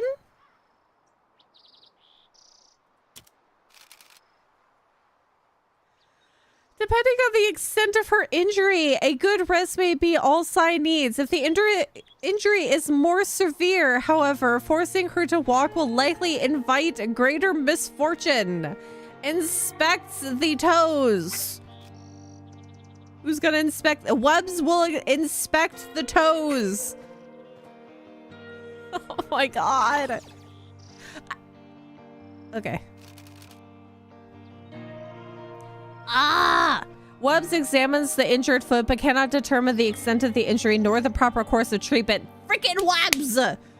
When Sai tries to put her weight onto the foot, the pain is nearly too much to bear. Sai, how is it that you're able to walk with a gunshot wound to your leg but you can't walk with broken toes? Ah... Wobbs is the only one with a decent amount of medical experience. Hate it. I'll walk it off. Depending on the extent, no, we have to rest. You said the pain was too much to bear. We gotta rest. Oh my god!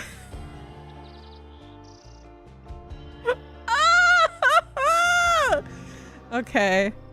Oh god, we can't get to Fort Bridger soon enough. Sai takes some time to rest, but her foot doesn't get any better. It seems that the foot is broken. Sai might be able to keep walking, but she might face further repercussions. Holy crap!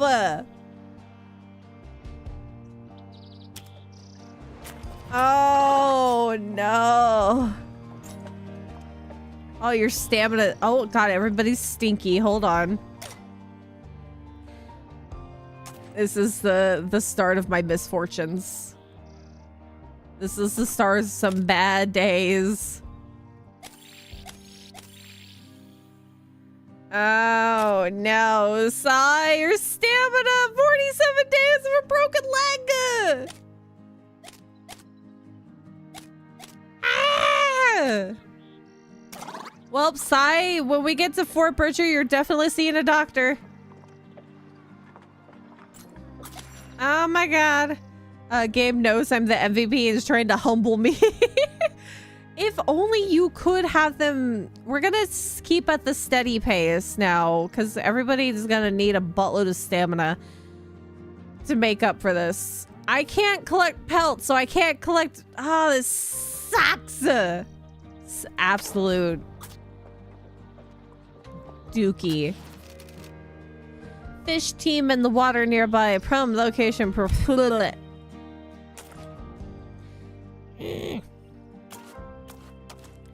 It's a bad day to be. This is absolute bullcrap.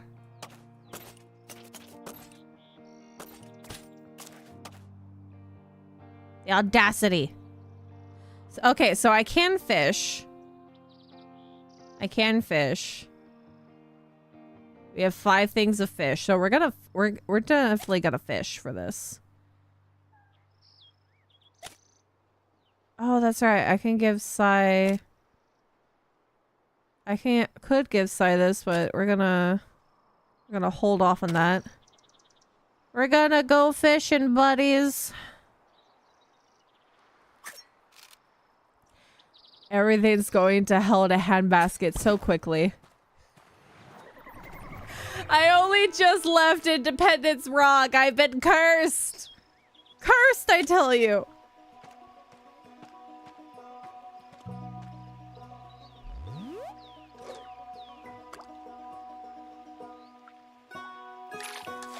Yeah, we're gonna need some good old fishing.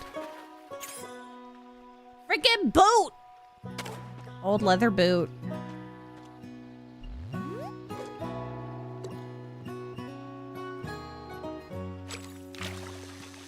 So if we see a glitter in the water, we know it's a good thing. Common shiner caught. Shine. I can't believe this.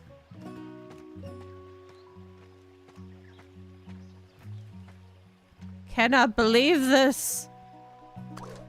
Sorry, I can't believe you got humbled by the Oregon Trail. You got humbled by a wagon wheel.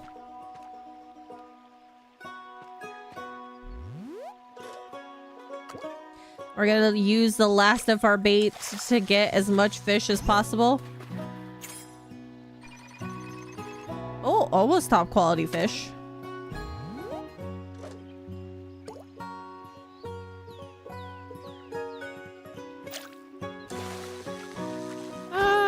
Yeah, I think maybe we should use an herb bonsai. I have runneth out of bait. 47 pounds of fish. Something fishy. This way comes. Brad managed to catch his 47 pounds of fish. Fish. Less fish than that due to circumstances because nobody has a knife. Why? Oh, wow. We got literally half the amount of fish. Wow. Here you go, Sai. Here's some herbs.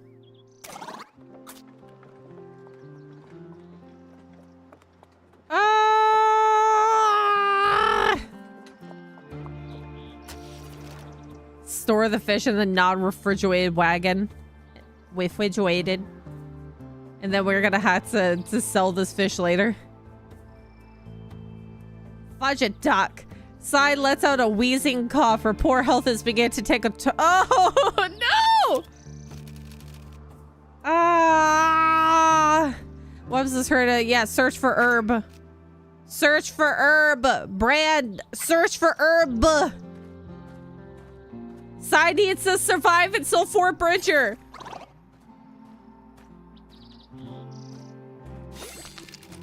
Yes. Leveraging his superior knowledge of the area, locates a large stand of Devil's Club after the outer bark of the roots. Yes. Okay. 6 herbal remedies. Cool beans. Yes. We need to get to a hospital. We have 8 things of herbies now. Sai's living by the skin of their teeth. I gotta cross the bridge like I gotta cross the river like this. Oh my god, with the broken leg! Broken foot and TB.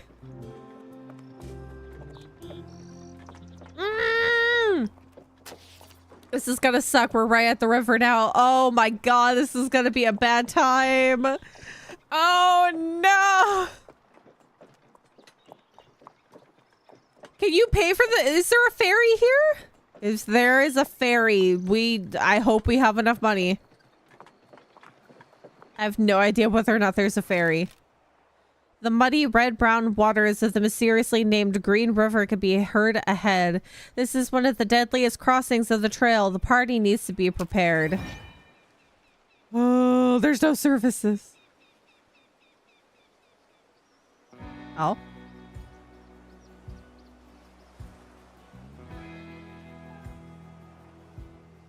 Let's see. What do you have to trade? Trade supplies. Pelts, toolboxes, ox. What do you want for the toolboxes?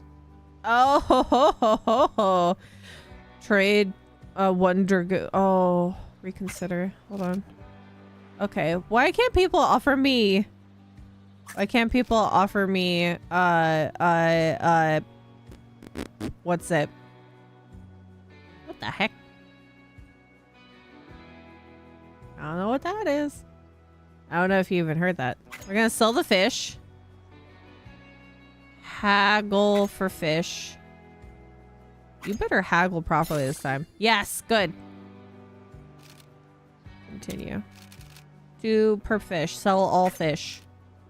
$44. Okay. Talk. Is there a ferryman? Oh, thank God there's a ferryman operator. We're gonna pay for it.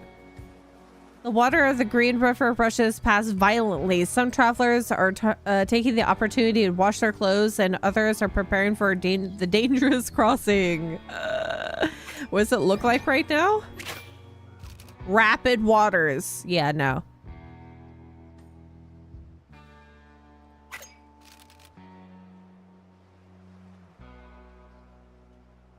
A 3-day wait to use the ferry. Okay. Ooh, I can haggle with that too. Cool beans. Okay, I need to... We have many toolboxes. I would like more. I have 11 bullets.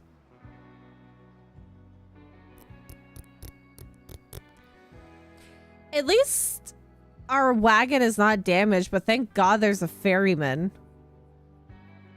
Or, I mean, it is kind of damaged, but... Trade supplies. We're gonna go ahead and get the tool. What do you want for the coffee? Why do you want 5 dragoon medallions for 3 things of coffee? But this man is giving me 3 toolboxes for 1. Oh no, never mind. I thought they had the... What? I thought you had the... What the fudge? I might be losing my mind. That's fine. That's okay. I thought you had a dragoon coin. What the fudge? Where'd it go? Was that for the previous one? That was probably the previous one. Can I use that item in the... Oh, I can't even repair while I'm here? That's awful. Wait, do I need to go back? Wait a second.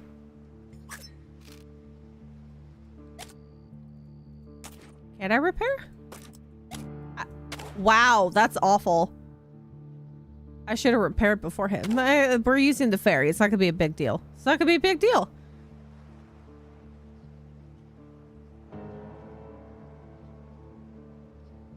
$44 is a small fortune.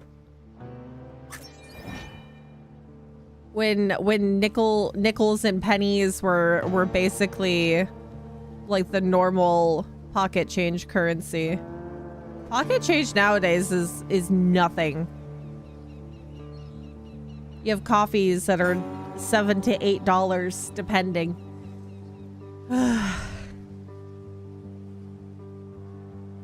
Back in the day when you can buy candy for 25 cents. A nickel. Quarter. I mean, a quarter. Even less back and further on in the days. Okay.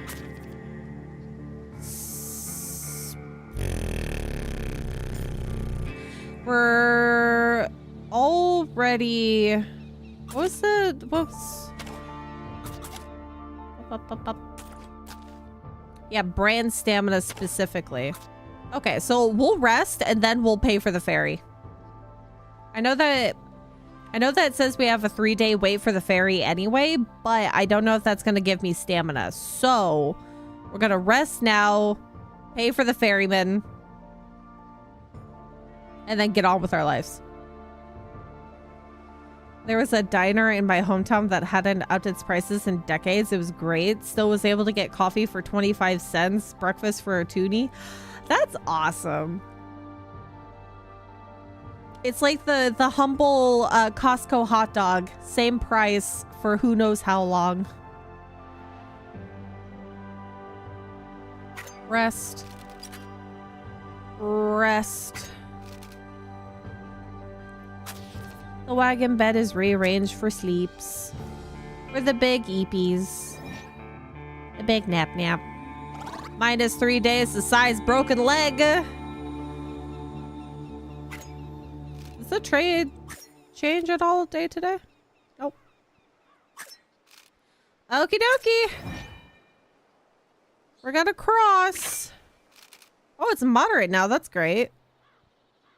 Not that it really makes a difference. But we're gonna use the ferry. We're gonna pay the $35 out. This is actually great that we got the fish because it's paid for and then some for the ferry ride. Yes, pay the ferryman $35. Oh, the stamina did go up. Okay, the ferryman is paid and the party waits their turn to take the ferry. Yes. There's no way I was going to cross this river without the ferryman. Thank God. Now we don't have to worry about Sai swimming in the water and breaking their leg further. We are on our way to Fort Bridger.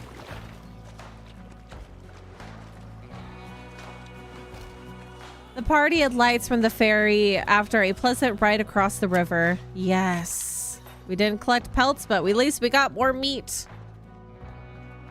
To Fort Bridger. Built by mountain man Jim Bridger, a small fort dedicated to supporting the westward migration. Restore Wubbs' hygiene. I like that that's a... It's always Wubbs that we have to get their hygiene back up. So medicine and coffee. That's good. Oh dear. That's a one or the other. What is Wubbs' hygiene at? Oh yeah, we can use some clothing on Wubbs again. Hygiene. And the other one was collect meat. And we can't collect meat because there's nothing. Why? What the fudge? Okay. Oh, thanks for the fish. Thanks, fish. Have expected webs to fall off the ferry somehow. That, I hope that's not a possibility that can happen. There should be no way. Maybe because the water, if the water was rapid, that may have happened. But we waited until it was calm, mostly calm, moderate river flow. How is there 2 dragoon sightings? We're gonna go to the one at the bottom. We're not gonna be able to collect meat. I restored Wubbs' hygiene. What do you mean? Maybe that'll be at the end. Invigorated, they continue on their journey. Ugh. Sigh, you better not get tuberculosis a 3rd time. Dust swirls around the party, obscuring vision and making it hard to breathe. Oh. What the fuck? The party is forced to stop. Continuing in such a storm would only lead to disaster. Eventually, the storm clears, revealing that some of the oxen broke their yokes during the commotion. Ah! Oh, wow. This game makes me feel some things. 2 of my oxen are gone? Wow. This game hates me. Sigh, I know that you have some broken toes, but I think I might need you to look for the oxen. Oh, no. It's Bran's turn. Tracking the beasts could take a lot of time. It would require someone skilled at tracking who should go. Bran, you're the hunter. I do not trust Wubbs the slacker.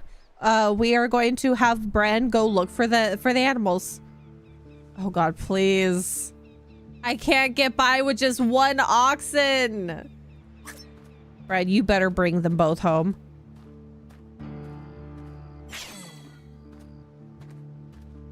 Please. Oh my God.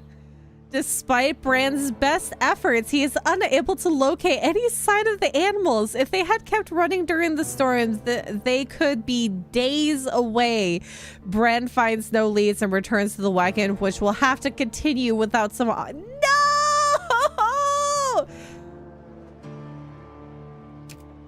Oh my God. I am so mad. I am down 2 ox. No! What the heck is going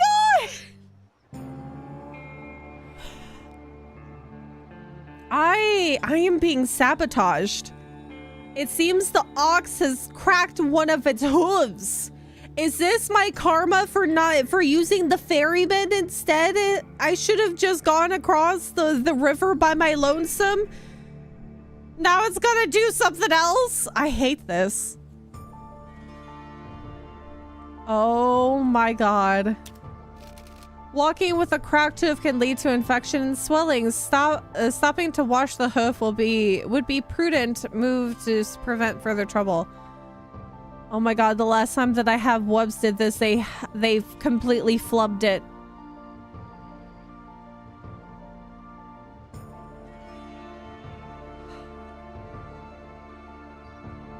Is this because we cheated Mother Nature at the river crossing? Oh my God, Mother Nature, please. She got so mad, she sent me a dust storm. Okay, we're gonna, I think we might need to have Legend do this, but I'm afraid. Because his medical expertise is at a 2. Wubbs is at a 3, but I can't trust the slacker. No we can't do a barbecue. This is our last oxen. How are we gonna push the wagon? How Are we gonna pull the wagon? Okay, legend, go clean the hoof. Please, please, please, please, please, please, please, please, please, please. Looses the ox from its yoke and leads it to a nearby creek. In the time, the rushing waters have the desired effect. The ox is ready to ramble once more. Thank God! Oh my goodness. Oh my God, this game. The ox trundles down the trail, seemingly unaware its hoof was ever cracked. There are no signs of infection. Thank God! Ah! We are having every unfortunate thing happen. Holy crap. Please help me. Oh my God, are you getting accosted? Ralph L. Kilborn. Uvalon stranger, this man owes us a healthy sum, $50 to be exact. There's nothing to be gained from getting involved. Oh, I should have gone the other route. I have $152, but I need some of this money for later. Sai needs to go to the doctor. Hold on, I need to take some sips of my ginger ale. Oh my God, all this yelling is getting to my vocal cords.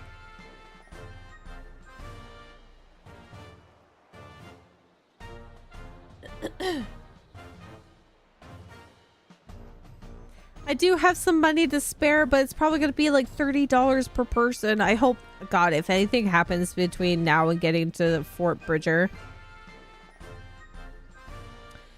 I have to get this man $50 probably. Yeah, we need to get more oxen, which I don't know if that's at a shop or not. Ah! Ah! Can we be civilized about this and not take my money? Intervene. We gotta get the group back together. Oh God, if we argue, does somebody get shot? God, with my luck right now, probably. Do I pay $50 or do I argue? I have pelt to sell. Hi, baby girl. Emily, we're having a crisis. Emily, we're having a crisis. Hi, baby girl.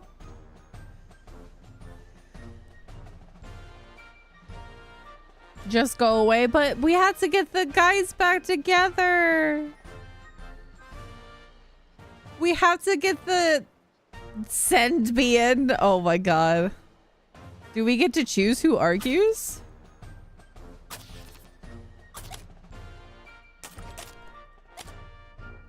Oh yeah, you're charming. Can easily compel those around them. Your wit's gonna be a problem though.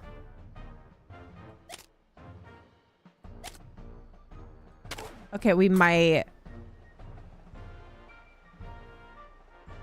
I've never argued with the group, so I don't know what's gonna happen, but I mean, we've already had several bad things happen. What is, if not another? Argue. Oh yeah. No, actually, Brent, you're the greatest. You have charm in addition to your, what's it? Wait, hold on. It's your attitude. Oh my God, this might be great. Send Brandon. Please don't get shot. I swear. Oh. With a cool head and steady voice, Brand manages to convince the creditors to leave the men alone, at least for now. Ah! Oh my God! Fine, we'll leave you alone for now, Ralph, but we'll be back shortly and we'll be expecting interest. You better get the $50 and plus more. Oh my God, Brand, you did it. Oh, thank you. Please take my medallion. I'll take a minute to compose myself and then find the captain. I don't think I'm cut out for this journey. Oh my God! You saved money! You saved him too! Yes! Ah! Oh.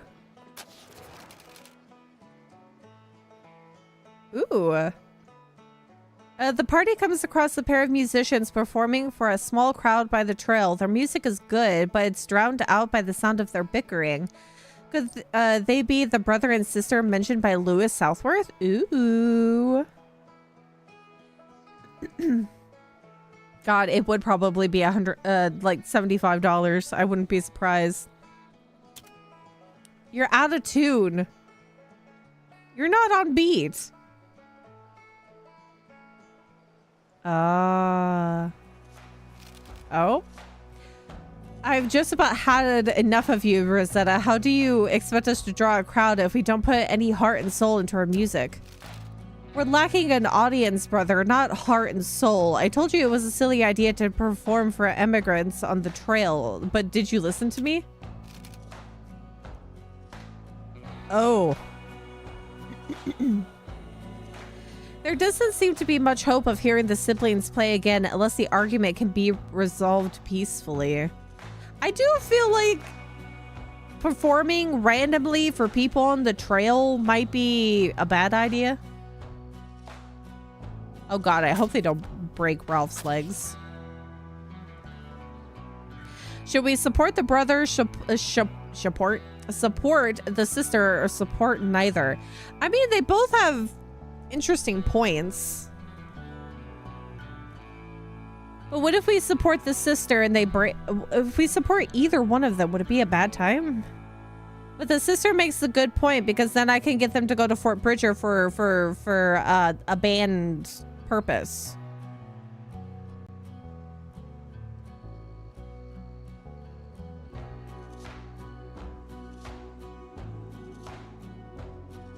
Let's support the sister.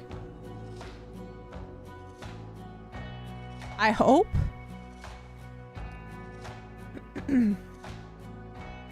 I hope this is okay. I think she's right after all. What good is a performance if there's nobody to hear it? What you need is a way to draw a larger crowd. What did I say, Marvin? Even this here stranger can see we're playing in the wrong place. Why can't you? There's plenty of people on the trail. You're looking at some of them right now, Rosetta. Mind you, I have no idea who they think they are. The musical duo looks at the party expectantly, waiting for a response. How should the party introduce themselves? Your inspiration, your audience. Yeah, mention Lewis Southworth. Lewis Southworth, the fiddler? Why, we saw him play back in Independence. You really know him? He wants to put a band together to play at Fort Boise. Boise? It's going to be a big show, and he asked for you specifically. Did he now? Well, if that's true, then we can't really say no, but I want you to swear on your honor that you're not trying to pull the wool over our eyes. No. Yeah, why would... I don't know why they would need the input, but I mean... If they're still going to be arguing in between, there's no way that I can inject to talk about him. Legend, you better get this right.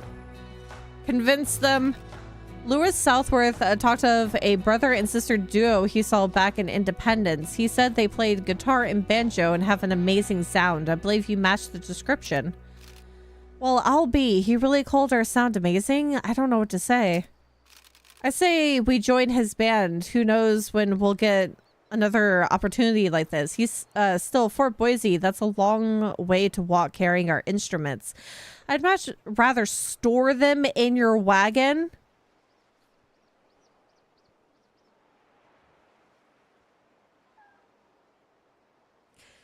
So I gotta store their instruments, get to Fort Boise, and grab a fiddle along the way?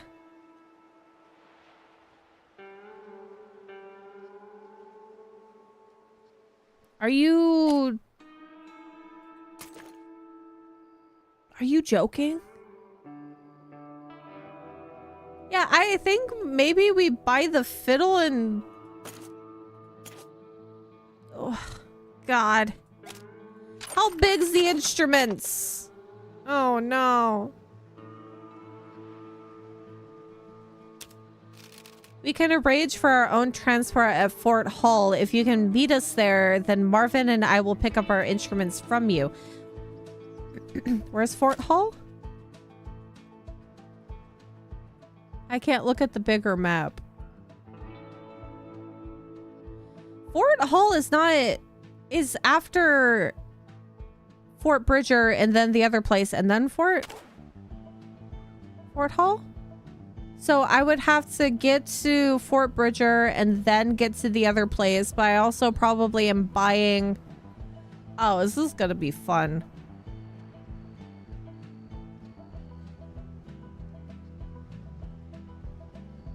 Support the arts, believe in the power of music. They take the same space as the pelts. Oh, well, I mean, we are going to be selling some of these pelts real soon, so I was wanting more space for other things, but this can work. This can work. Okay. I like how I don't have a choice. I became the musical instrument Uber. Let's take a look at them real quick. Oh. Yeah, yep, they do.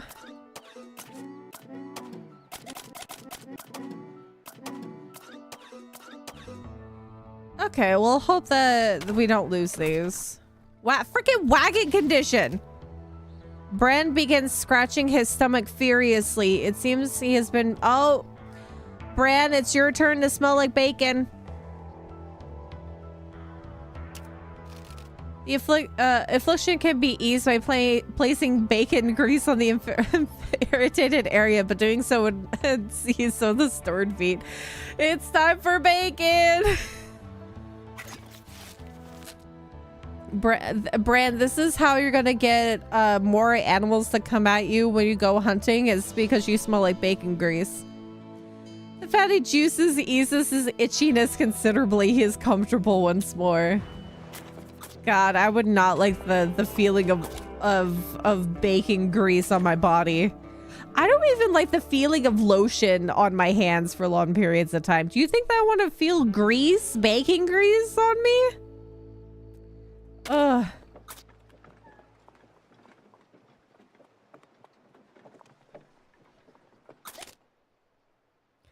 You're famous. You're mentioned in the stream title. Hi, Wubs. Wubs, you've had some problems.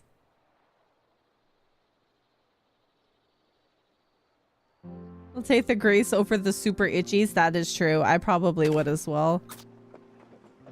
Rather than trying to scratch my own skin off, I would take the bacon grease. I might not like it, but I would definitely take the bacon grease. That's why I try to wear gloves of some sort, whether it be like medical gloves or like fabric gloves. Because I can't stand touching things after I have, well, I mean, probably also because like I can't grasp things when I have lotion on my hands. But that's also a great way to keep the lotion on your hands is wearing gloves after. At first glance, it's not clear why this scant collection of log cabins merits the title of Fort Bridger at all.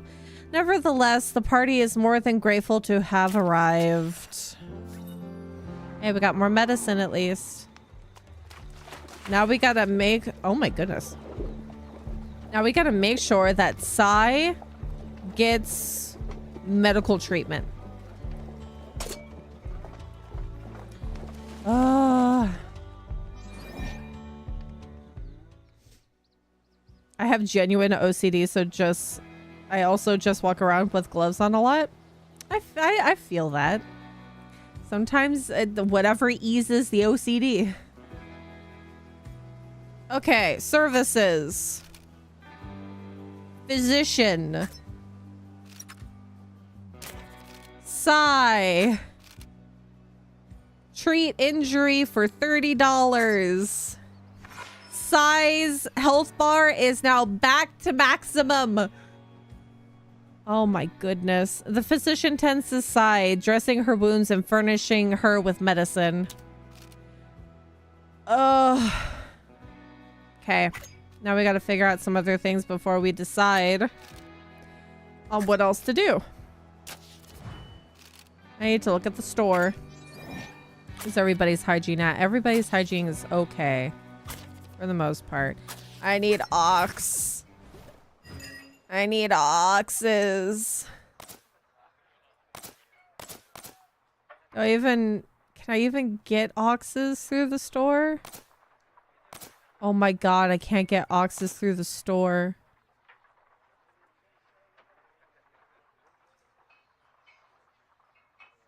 Oh god, I hope somebody is wanting to trade for an ox. Okay, let's go back. Trade. Please tell me you have an ox somewhere. Please. No! No!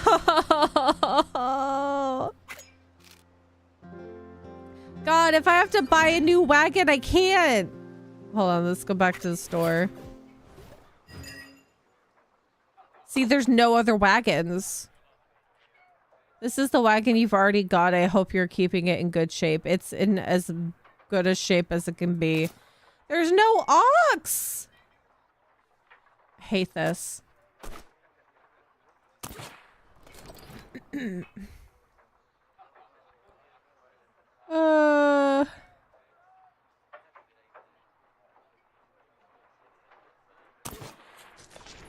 This isn't good.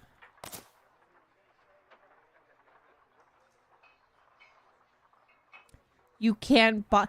That's Dookie. In the original game, you were able to buy ox.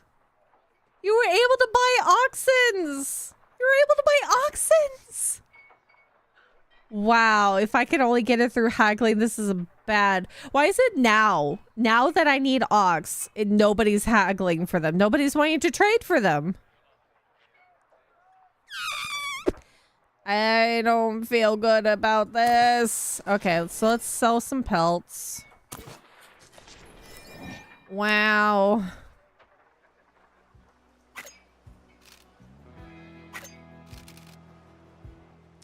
Haggle. Please give me $6 per pelt, please. God dang it. Well, I'll sell 3 pelts. $15. 3, 6 pelt. We'll sell 5 pelts. 2 more? 2 more pelts.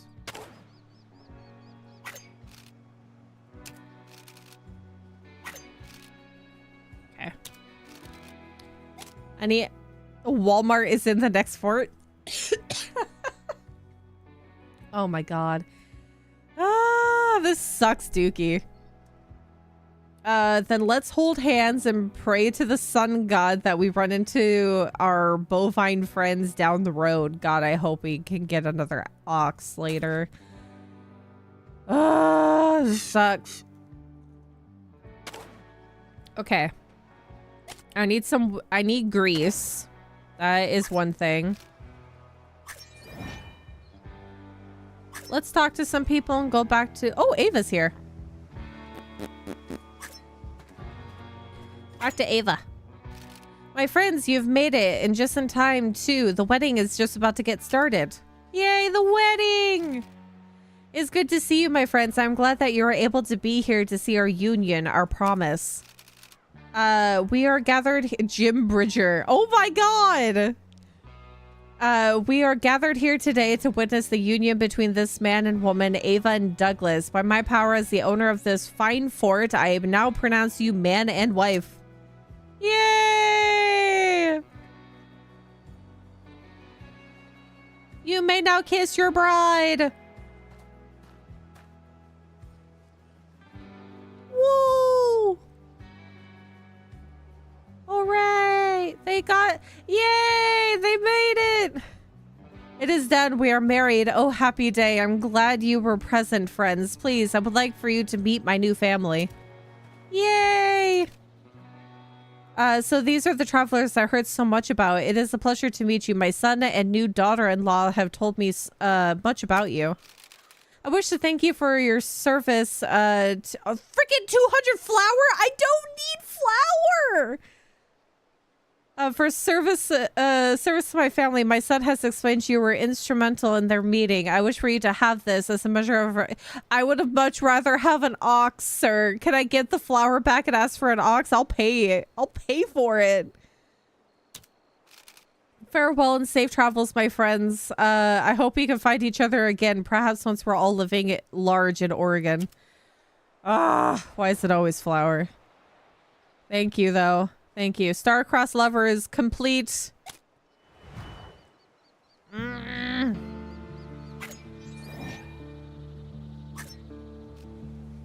George Bush. Okay. Freaking so much flour. Why is this? Why? I have almost 3 full stacks of gluten.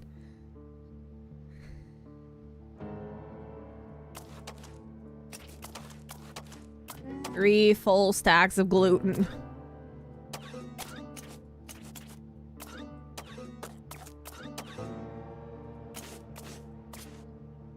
I should not have this much gluten. Now I have 600. I have 666 pounds of food. Yeah, my meals are unfilling right now. They should be. Yeah, Fort Hall. We just got to get through Soda Springs and get to Fort Hall. Got freaking gluten for days. Okay, go back to the store. I need wagon grease. Please tell me you have wagon grease. Oh, thank goodness.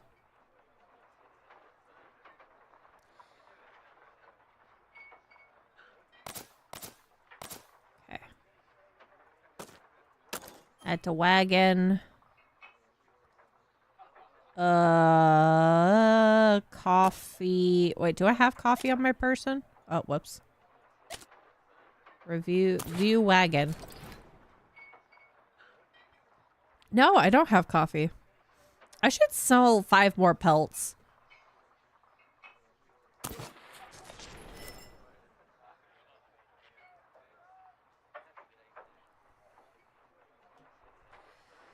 Okay.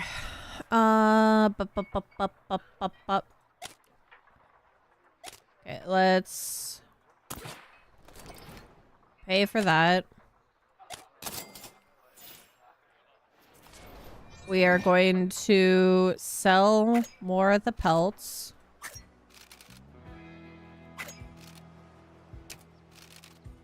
Four and 5.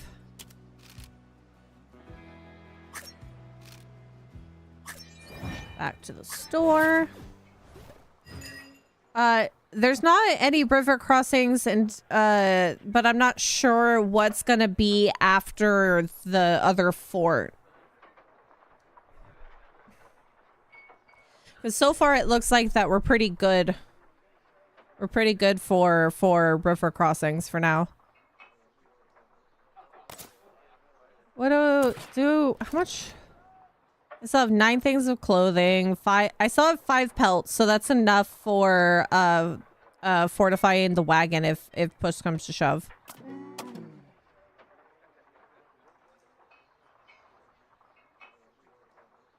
I don't think so. I don't think that I can click the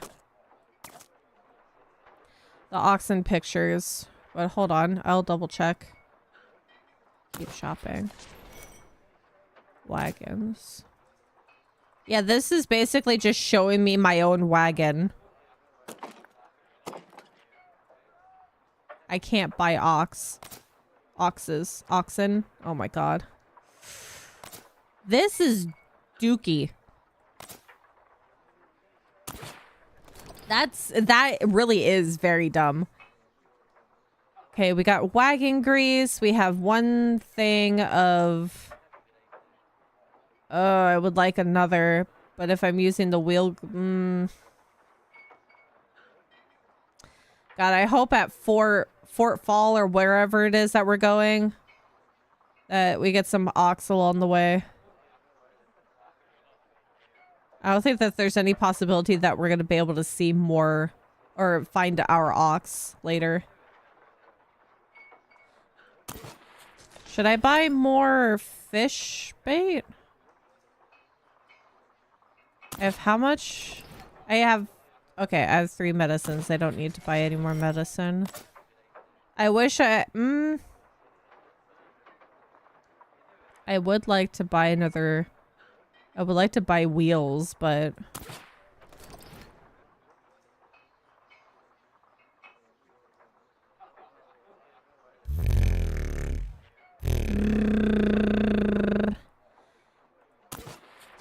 Okay, let's back out. We're gonna repair that. And then we'll buy 3 sets of wheels and another toolbox. Time for me to head out. Happy trailing. May all your accidents be non-fatal. Bye, No Face. See you later. Gonna add that to the wagon. And add the wheel to the wagon.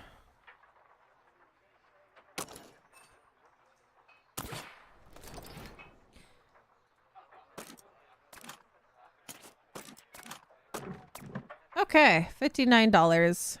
I'm gonna be kind of poor, but we're stocked. And as soon as we get out, as soon as we depart, I'm going to use the wagon grease or the wheel grease. Is there anybody else that needs... I'm gonna do hygiene for Bran.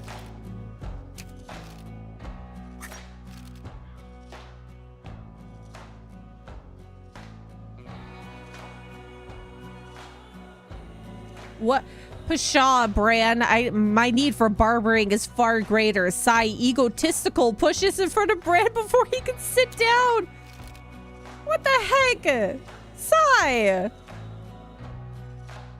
The barber's blade did. Wow, okay. God dang it. Now I gotta spend $7. Sigh has a newfound thing of health. So they're kind of energetic right now. Okay. Continue. Position. Sigh. Restore 1 for 25 or 4 for... we're gonna be poor. I'll make sure everybody's okay. And then looks like we just need to rest and we're ready to go. This is absolutely... We're starting getting to the hefty leg of the journey, and it's just not great that we're we're having so many issues now. Okay. We're not gonna seek lodging this time.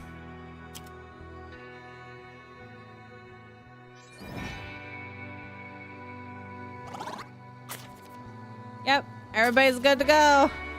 This game went from 0 to 100 real quick. It definitely did. I thought that we were going to be a-okay hunky-dory for a while, but no, the game decided that we are absolutely in a bad place. Okay, time to depart. Oh, I didn't double check to make sure if I didn't need to talk to anybody else. Oopsies. Okay. Oh, wait. There is a river at Soda Springs. I hope... Well, it doesn't look like a regular crossing, so I think it's just a spring that we can pass by and possibly get dysentery. Yep. Wash their clothes or enjoy a drink. I don't think that you want to be getting a drink from the same place people are washing their dirty laundry. Yeah, this is avoid contracting dysentery. We're gonna get a harmonica if nobody gets the poops. Okay. Oh my god. There's so many of these guys here. What is this? Nondescript trail. What does that mean? What's a nondescript trail?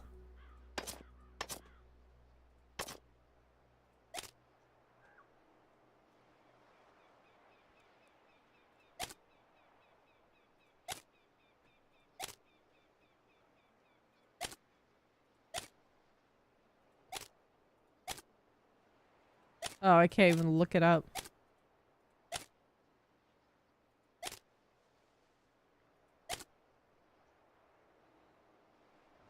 Hi, Grandma.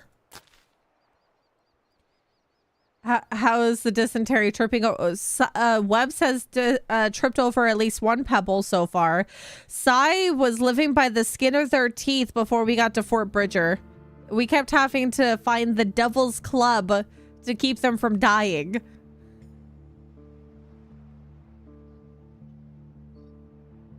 Bye, legend. See you later. I hope we all live as well. What is this one? Oh, restores health? Oh, I should have just done that, but I wouldn't have known. Oh, we could probably go there. But what the heck is a nondescript trail? Should I be worried, or is it just gonna be a random thing?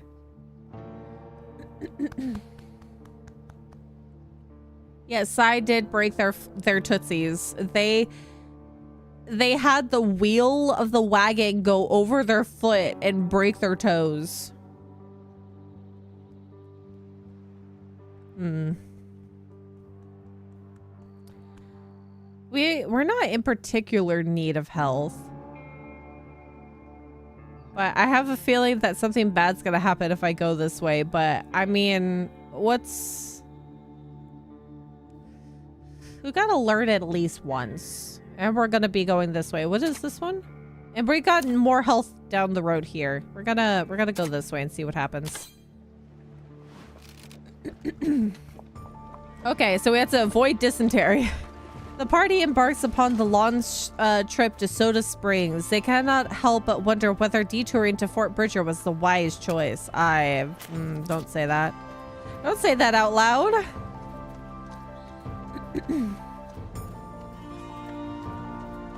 We're all gonna be A-okay. We're gonna be fine. We're moving at a steady pace and we have filling meals. Oh. A strange, repetitive clicking sound can be heard from the abandoned wagon. It's unclear what's causing the noise, but there may be supplies inside. Someone should investigate. How about no? How about no? Strange clicking noise? Moving on.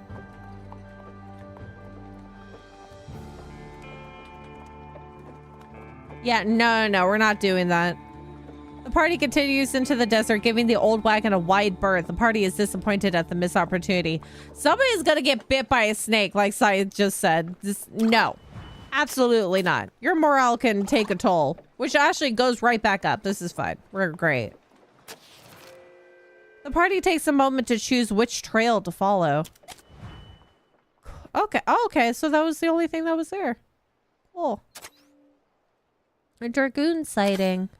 I hope this is not the same person that either shot themselves in the foot and or has a problem with loan sharks.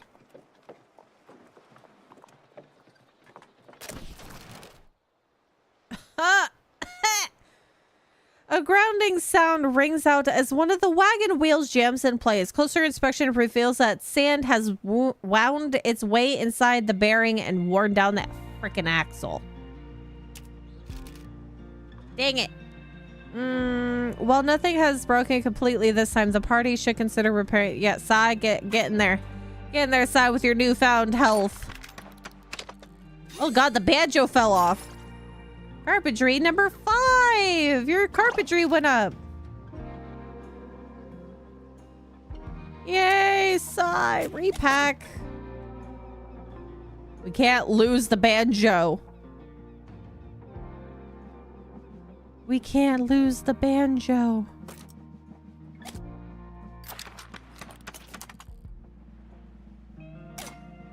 MVP Sai. MVP Sai.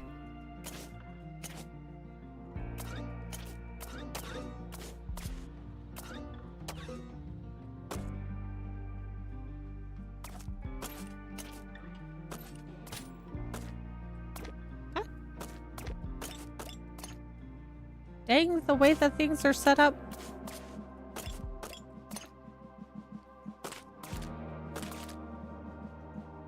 How did I manage to lose space?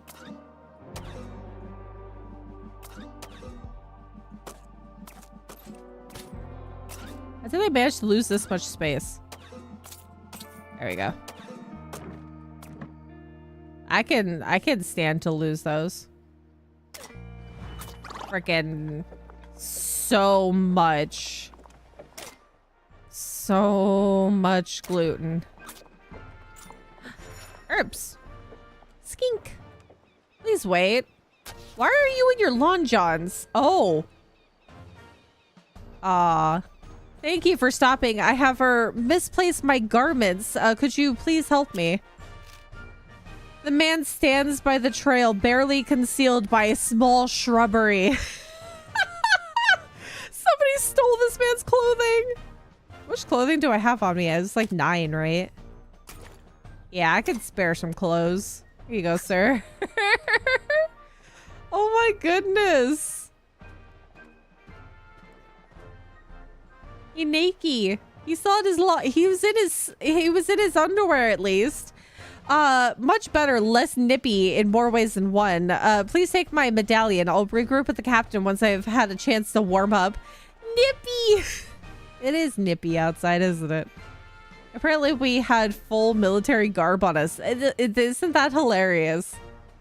Somehow. Okay. We're gonna skip out on this one because I want the health on the other one. I want everybody's health to be in tip-top shape. The health. As long as we don't get dysentery, we're good. Nobody's gonna be sipping out of random springs. Just gotta get people's hygiene back up. Oh. A small ways from the trail, the party spies a long abandoned wagon. It may be salvageable for parts or contain valuables. Who should search the wagon? This one doesn't say that there's a strange clicking noise this time.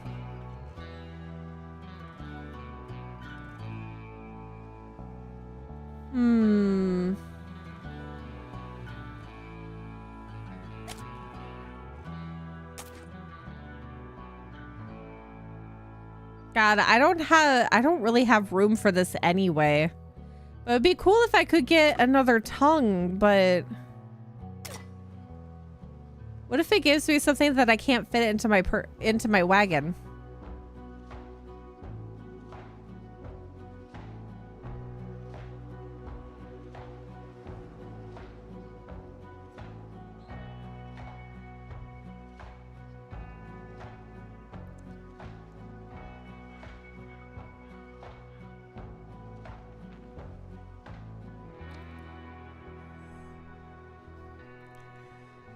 Yeah, why not? Let's send Wubs in there and see what happens.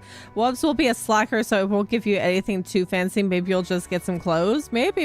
Let's try and see what happens. It doesn't say clicky noise, so there's no snake.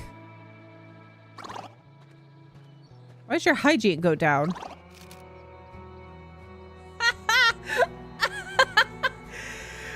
No sooner does Wubs slag leave than she returns empty-handed.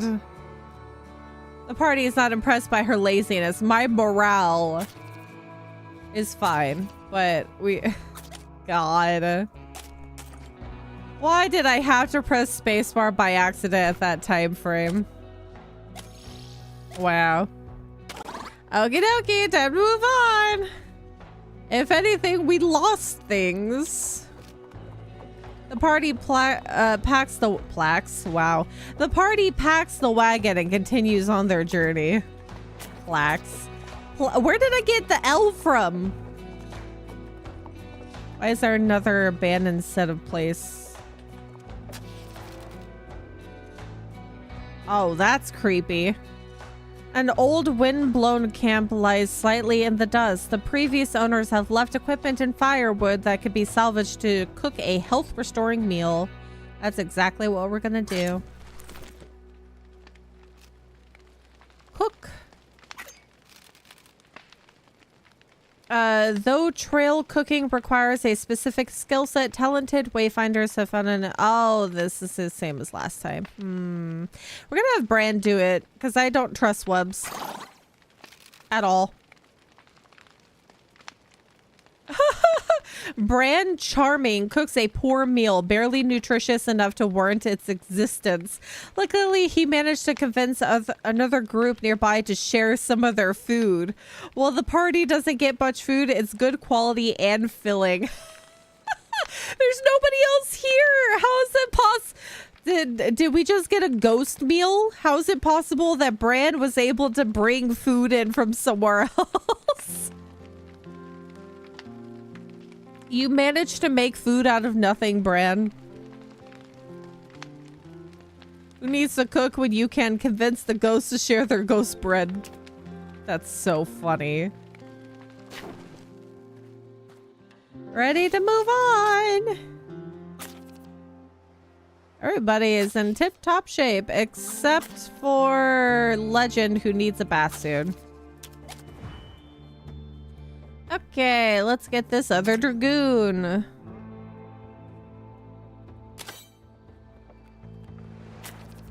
And we've restored health, and we're still avoiding dysentery.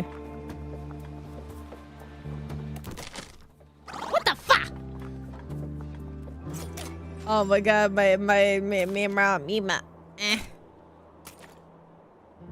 more of it's broken. We can't have those two broken. I can't lose the meat. Okay. Well, at least we have more room now. Oh, the state of meat is kind of poor now. Without warning, the wagon is surrounded by sand borne on the wind. The grains grate against the... Oh. The grains grate against the party's skin. The sandstorm worsens, limiting vision and forcing Wubs to slow down. The party is coated in dust and sand, and some of the inventory is spoiled. The air grows difficult to breathe. Wubs prays that she has the fortitude to withstand it. Oh my god. Everybody was doing so well for a moment. Oh, thank god we're down on some of the flour now. God, the hygiene, the morale, the stinky. Hold on. Stinky. Size almost stinky. I lost 126 flour. I'm not mad about it. Greetings, strangers. You must be my ride. I knew the captain would come through for me. Robert Moore. Just drop me off at Soda Springs if you please. Let's go. Oh my god, you're actually gonna travel with us? Hup. Did he get into my wagon? I can't even... Oh my god. Oh my god, he's gonna become inventory. Without waiting for a reply, the strange, annoying man crams himself into the wagon as comfortably as he can. Oh my god.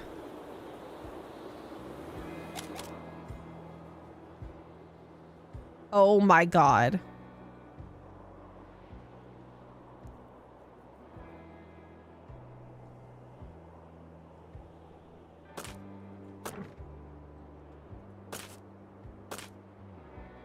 Why do you take up so much space? What the fudge? What the fudge? He takes up so much space. I would have...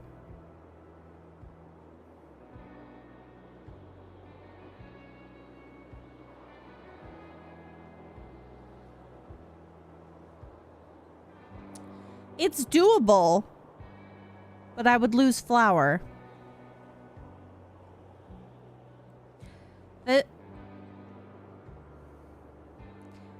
It's either that we have 2 full stacks of flour. I would love to throw this man out just for his audacity. But if I can get another dragoon coin medallion, yeah, let's get rid of the flower. 41 things of flour, yeah. I could do that. So what do you mean stop? This'll do. I can walk the rest.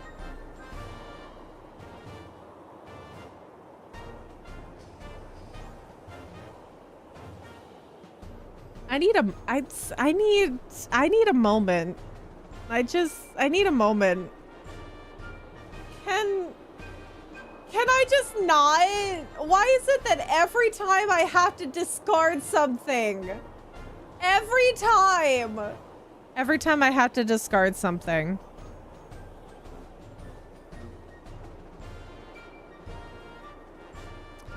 What? We moved like 2 steps. If even. If even. The absolute gall of this man. Yeah, at least it was. Can you imagine if I got rid of something important just for this man? Holy crap. This'll do. I can walk the rest of the way. Thanks, friends. Have my medallion as a prize. I've got no idea what you could do with it, but I don't want it, so enjoy. The absolute audacity. I'm so mad. Thankfully, it was just flour, but oh my god. The insolence, the audacity, the unmitigated gall. I'm so mad. In their downtime, the ox struggles to find enough foliage to eat. There's not enough grass for it to... Oh god. Should the ox be fed with food? Yes. God, if I only had the 41 flour I just had to... Also, what happened to the wagon? Oh no, we're good. We're still good. We're the same as before. Wow, if only I had the 41 things of flour. Supplement with the flour. The ox is fed from the food in the wagon. Hopefully this will get it through the worst of the desert. We're almost through, I think. Holy monkey, this game is starting to really batter and bruise me. Oh god, I'm shedding eyelashes. Ugh. We're almost there to Soda Springs. I moved like point something of a mile before that man decided I don't want to be in the wagon anymore. You still had to walk 4 miles to Soda Springs.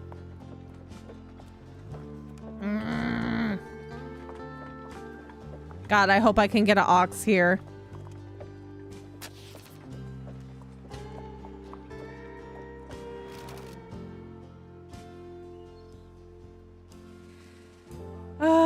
How's the mecha doing? I actually felt pretty comfortable last night, though I can say that like the back of my neck still kind of hurts. Yesterday, for some reason, I still sort of feel it today that my hands hurt. I don't know why. Even from yards away, hissing pools of naturally carbonated water can be seen bubbling forth. This is Soda Springs, a notable landmark for travelers and tourists alike. Yeah, we got a harmonica. Trade. Please tell me you have an ox. God dang it. Talk.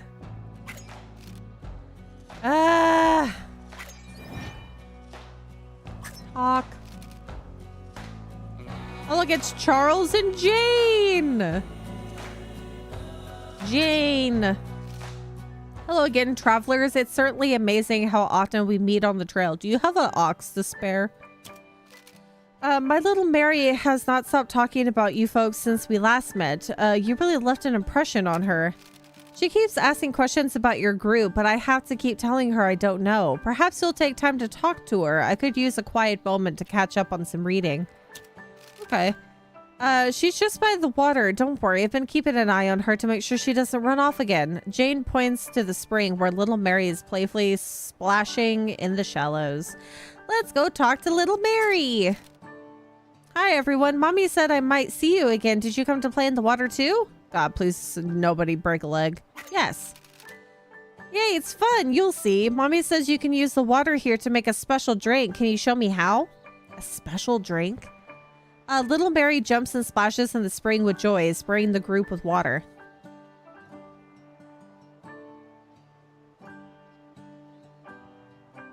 Oh God, this is like, is it trying to bait me into dysentery?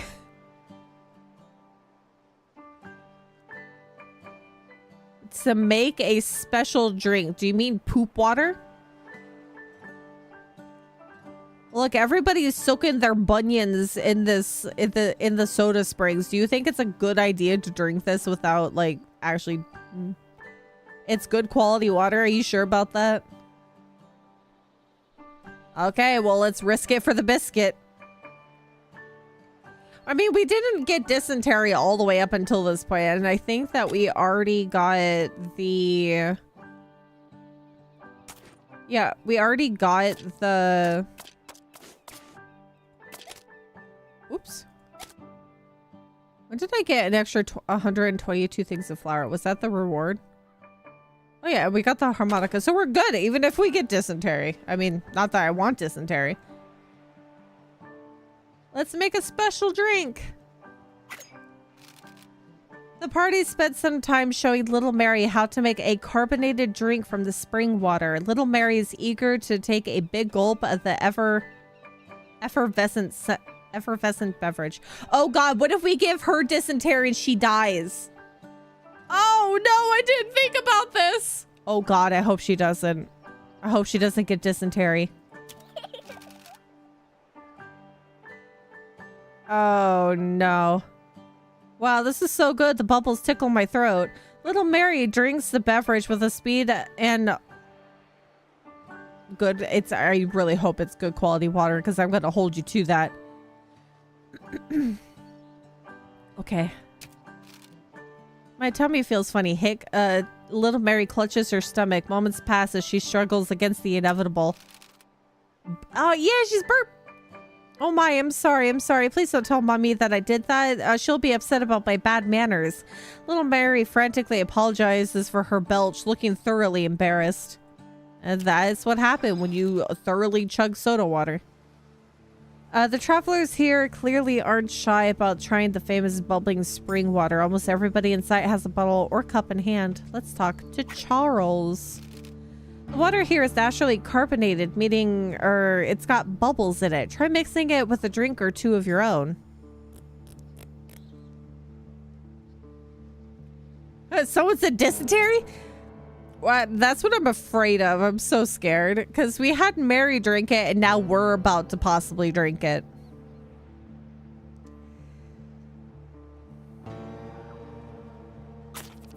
God, Sai, if you say that this is good quality water, I'm gonna trust you and make the drinks ourselves. If I get dysentery, I'm coming for you.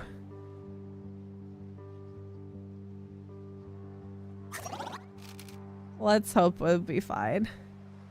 The party pours some of the spring water into their canteens, mixing it with drinks of their own to make a delicious soda. Oh God, if I get dysentery, I'm gonna be so mad at you. The travelers here clearly aren't shy. God. Okay. We need to rest. For stamina purposes.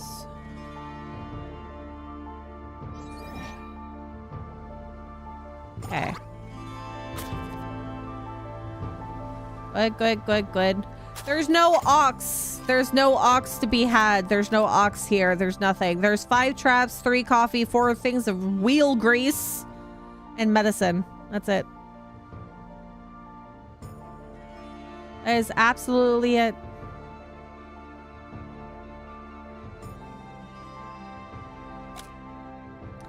We are still down ox. And I'm gonna use some wheel grease on the way over to Fort Fall. I think we are ready to go. I think we're ready to skedaddle.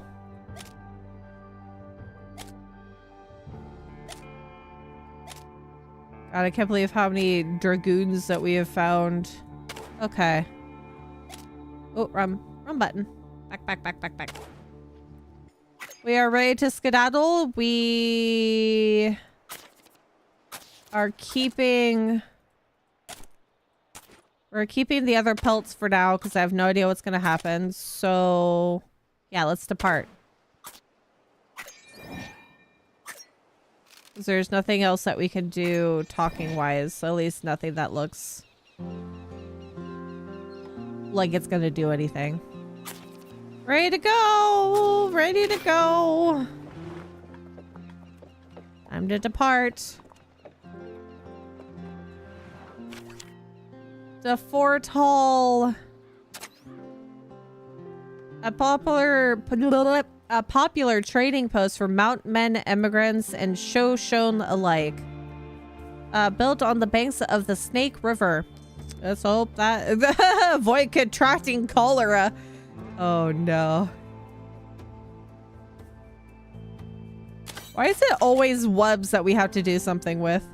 Oh god, look at all the dragoons. I have no fish bait, so... Also gonna use that. Time to go find some dragoons. The party leaves the wonders of Soda Springs behind. It's a relatively short stretch to the safety of Fort Hall, though the journey will be no less perilous. We need to get out of the plains of nothingness. Who the heck?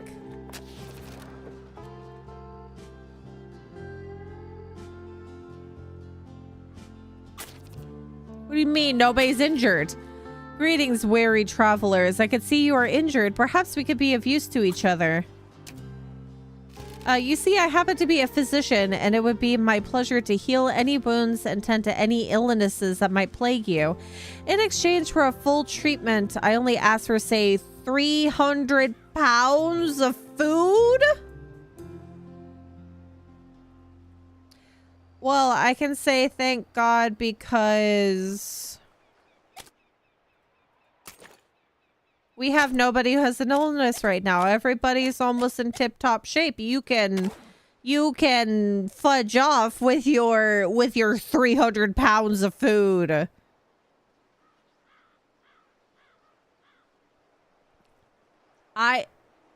Sir, I mainly have gluten in this wagon. I don't think that you're gonna be okay. I'm gonna 300 pounds of food and you can haggle? No, we're leaving. A shame, but I understand. Out here, every scrap of food is indeed precious. Take care now. You're wanting 300 pounds of food. That's not a scrap. That's not a scrap of food. Heck no. So thirsty. Oh, the party's water supply has run low. If it is not refilled before too long, dehydration and death may— oh my god, may be the result. A small pond— oh god, it's gonna give me dysentery. A small pond can be seen just off the trail. A few mosquito larvae swimming lazily on the surface. Without restocking the water supply, the party's morale and stamina are sure to decline. That's dysentery water. That's dysentery water. Heck no. No, no, no. A few mosquito larvae swimming lazily on the surface.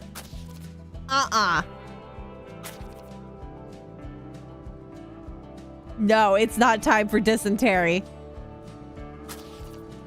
Not time for dysentery. We're gonna get to— my goal is to not get dysentery once this entire go through to the Oregon.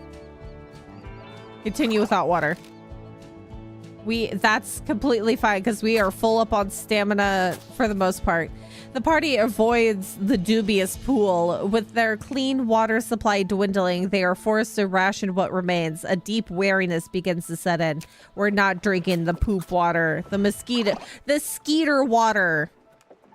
Oh, we got two stinky boys. Oh, I'm gonna need my clothing soon. Freaking stinky. Whoops is probably taking the most amount of clothing out of everyone. Obadiah Oakley. I know you. You're the group that our idiot captain sent after us. Oh. How dare you call him an idiot when you're out here in the wilderness by yourself? I won't lie, traveling alone has been boring. Let's play a little game. I'll challenge you to a battle of wits. If you can answer a few of my questions correctly, I'll rejoin the party. You know what? You can go suck a lemon. Oh, wait. You don't have any supplies on you, goober. I will gladly give you a lemon just for you to suck on it. Trivia easy. God, the Battle of Wit. Probably Legend would be able to do this one. His wit's at full. Bye, Felicia. I mean, what do we have to lose? Should we? God, if Legend messes this up. Let's do it. Good, let's get started. I was never... Oh, God, never mind. It's me. I have to answer the questions. I never was, but always will be. No one ever saw me, but everyone knows I exist. I give people the motivation to better themselves every day. What am I?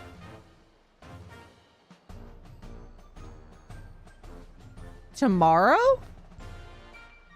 I never was, but always will be.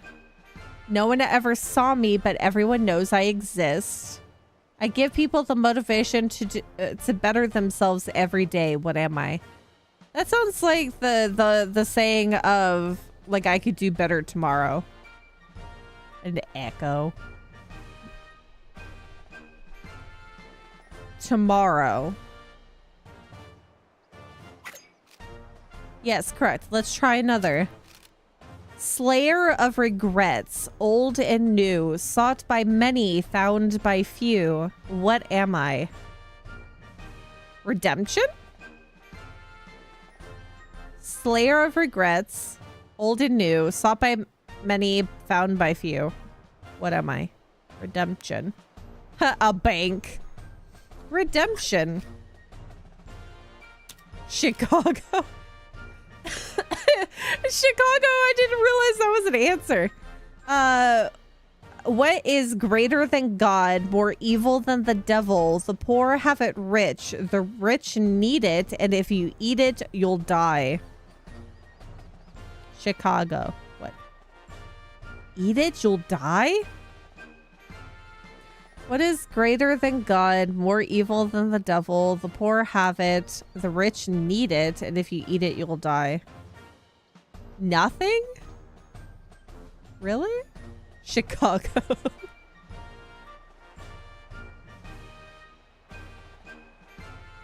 Chicago. Chicago. Chicago. Nothing.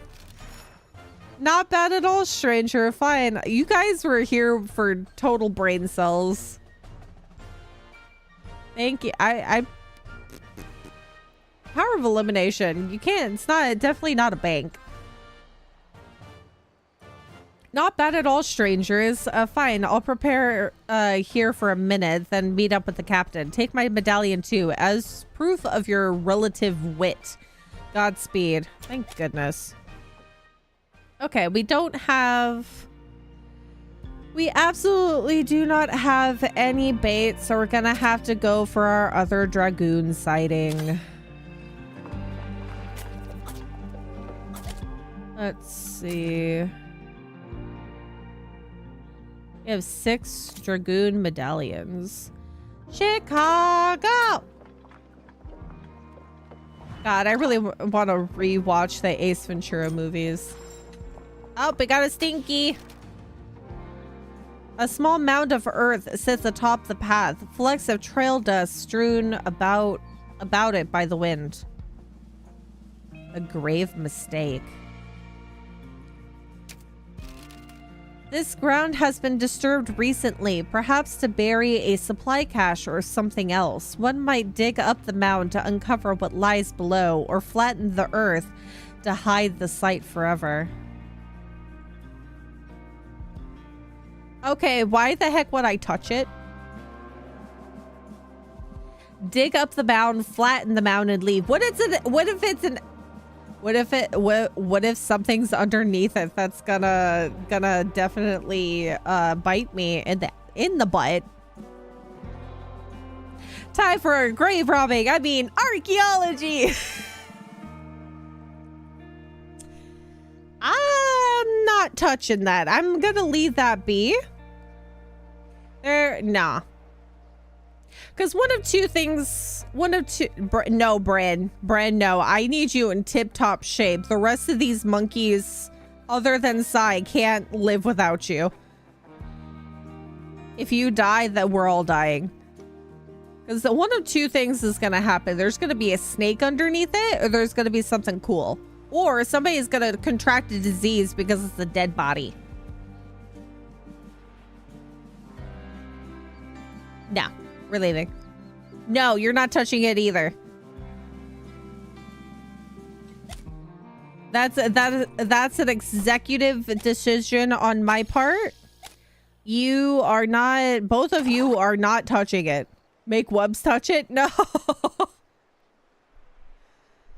Oh my god, but no, what if something bad happens?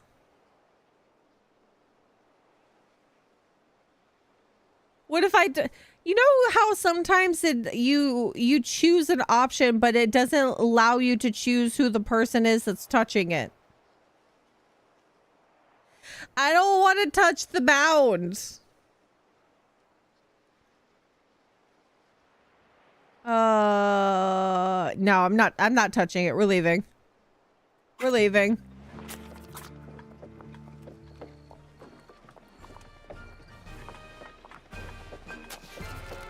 What is this?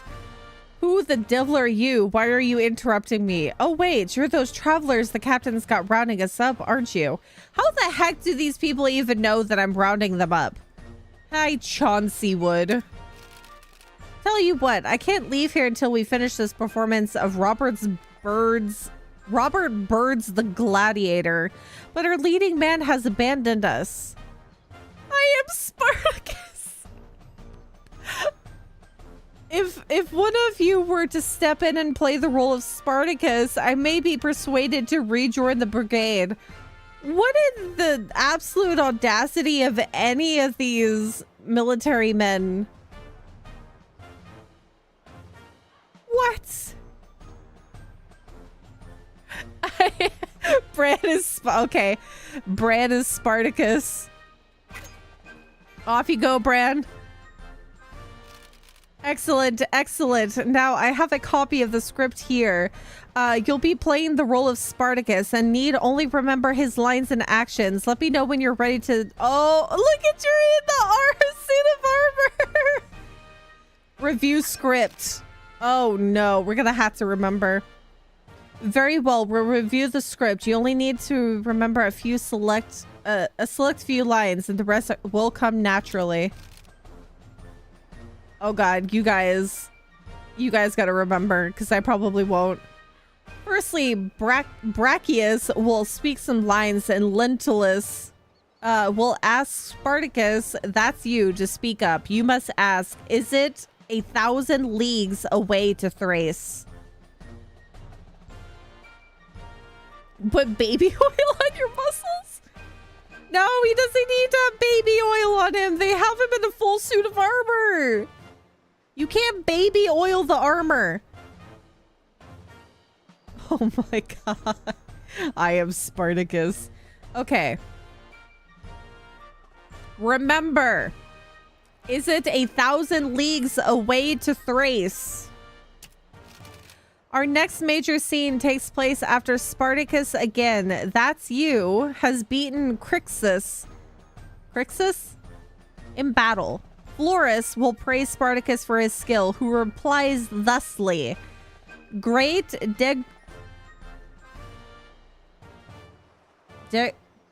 degradation. Degradation. Great degradation, no matter. I am sworn to be the Satif. Where have you placed my wife? It was conditioned you should not part us. Remember, wife. Oh my god, that's right. We did bacon grease him. That's a different version of baby oil. Oh my god. We already bacon grease Bran before, remember, not too long ago. Keeping up so far. I know it's a lot to take in, but when the fires of passion overtake you on the stage, it'll all come flooding back.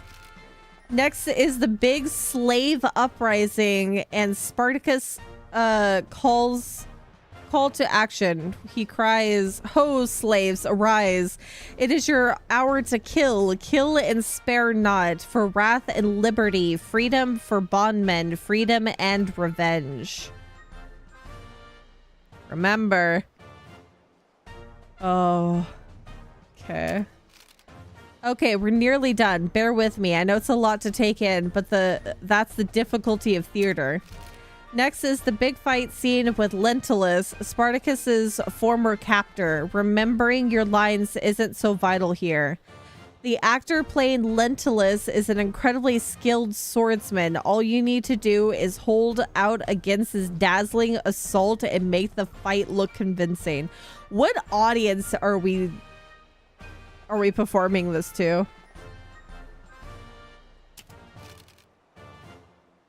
Finally, Spartacus, that's you, don't forget, has defeated Crassus and stands above him while Julia pleads for his life.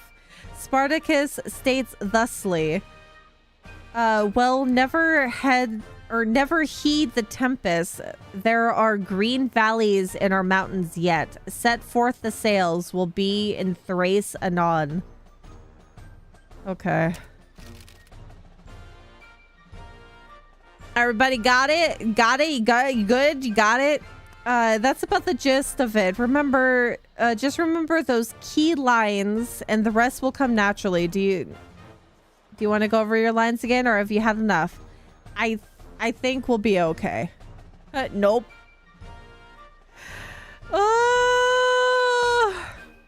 We can do this. Very well, let the show begin. Oh my god, this is gonna be so funny. Oh, look, there is an audience. A Heracles, a Mars, what, thou rogue, why dost thou droop thus? Why art thou so sullen and obstinate? No words. What canst thou not speak? Fetch me a scourge hither. I'll find thee a tongue, Brachious. Come, Sirrah, look up, speak, show thyself. 1,000 leagues to Thrace! Oh my god, it's timed! Oh no. Oh no, it's timed. I could probably do this. I probably could do this. It is 1,000 leagues away to Thrace? Question mark. What thou fool, with wilt thou always be harping on Thrace? 'Tis so far away, thou wilt never see it more. Oh no. Oh no. You have played well and beaten Crixus fairly. Carry this skillfulness to the arena and you shall win great honor. Great. Where have you placed my wife? Where have you placed my wife? It was conditioned you should not part us. They should really give you time to be able to read this properly. Oh no. She is lodged hard by. After the combat, you shall see her.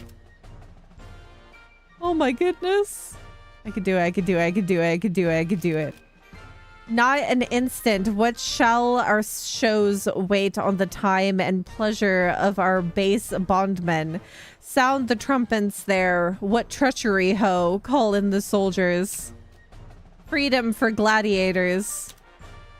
Oh dear. Death to all their masters. Treachery. Death to the justice. Freedom and justice. Fudge. No, wait. It was freedom and revenge. Crap! No, I did it wrong! Ah!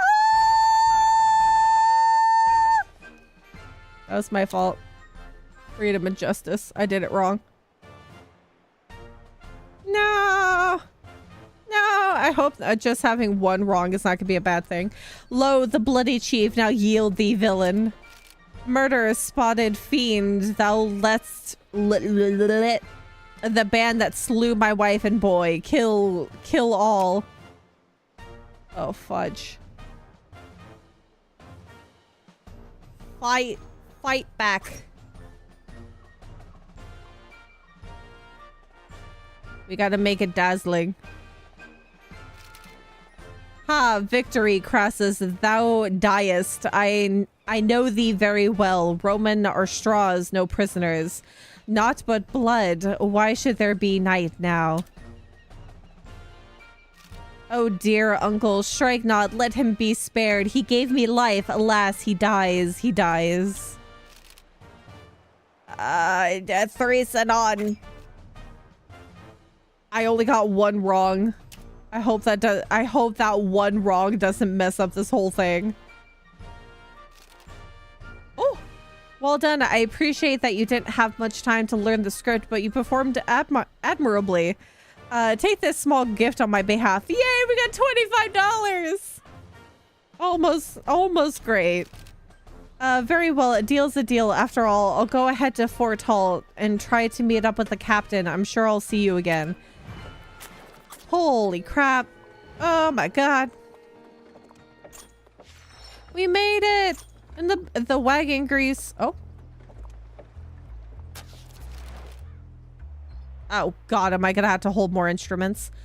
Good to see you again. We've been listening to this bass player perform. He's quite good, isn't he? More importantly, did you manage to bring our instruments? I'd quite like to get a move on. Yes, I have both of them. They didn't fall out of the wagon. At all. Everything seems to be in order. We'll see you at Fort Boise for the performance. Rosetta waves goodbye. Thank God I have more space in my inventory now. But what about this man? Please don't tell me that I have to hold your cello. Hi there, the name's Raymond. I don't suppose you could spare some change for this old performer, could you? I'm just a few dollars short of some new boots and I'm out of here for good. How much money do you need? Raymond seems skilled at playing the double bass. He'd be a perfect fit for Louis Southworth's band, but he looks to be dressed for winter, not a concert hall. What should the party do? Oh, ask about fiddle. Ask about fiddle. You're looking to buy a fiddle, are you? I hear there's a salesman who went south to Snake River. I'm going to meet with him myself, see how much I can get for my double bass. I bet it's worth a lot. Cool. So, Snake River. We now know where to get a fiddle.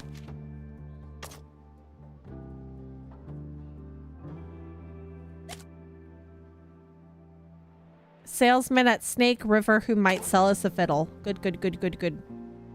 Should we also invite him to the band? At least it's not America Airlines. They break guitars. Oh no. Yeah, I may not travel by air, but at least I'll get your instruments there intact. Invite to band. Join a band at Fort Boise? Sorry, no can do. I'm giving up on music just as soon as I've earned a bit of money.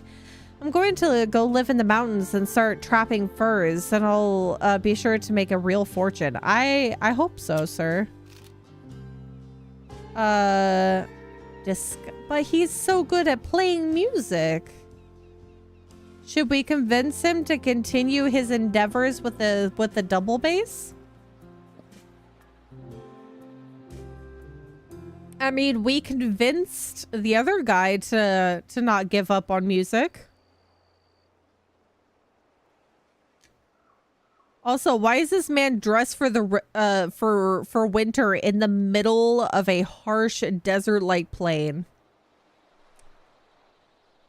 I'm gonna convince him he should still play music. We need to get a good band going. You're a very talented musician, sir. Are you sure you want to give up on your playing? Yeah, in July. God, he's probably sweating. He's so sweaty. It would be such a shame for the world to never again hear such a fine performance as yours. That's very kind of you, but I'm afraid so. After all these years of playing, I've earned nothing more than calloused fingers. At least in the mountains, I'd have a shot making a real fortune. Raymond seems quite enchanted by the idea of a mountain life. Oh, he seems like he wants to go. Mention the cold. Express a desire for base.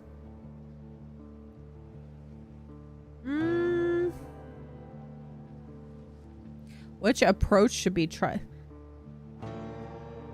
Oh, what the? Maybe he has a really low body temperature and he's dressed for winter because he still can't stand the... Yeah, he can't handle the cold. Because why would he be dressed for winter here? Look at there's illusions. There is illusions across the plain. It is hot here. We're gonna mention the cold. It's mighty cold up in those mountains, you know. I've heard stories of men who freeze to death in their sleep. I can't bear to imagine something like that happening to you.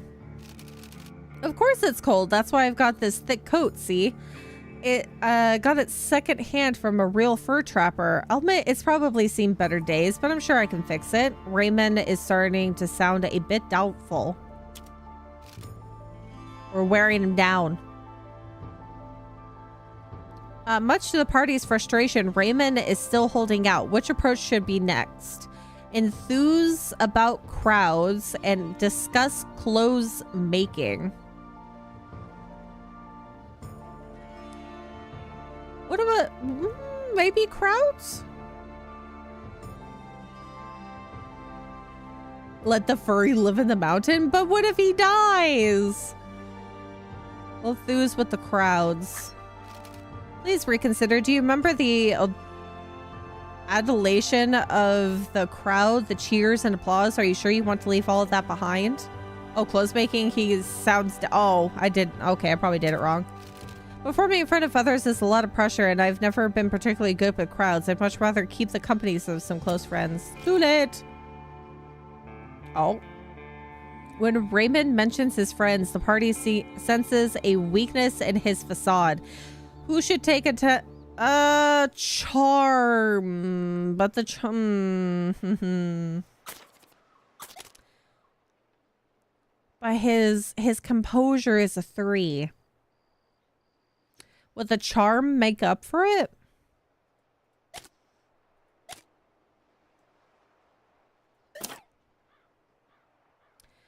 Should we have Bran or Legend do it? Bran's at a 3 for composure, but his charm might pick up the slack. What do you think, Bran?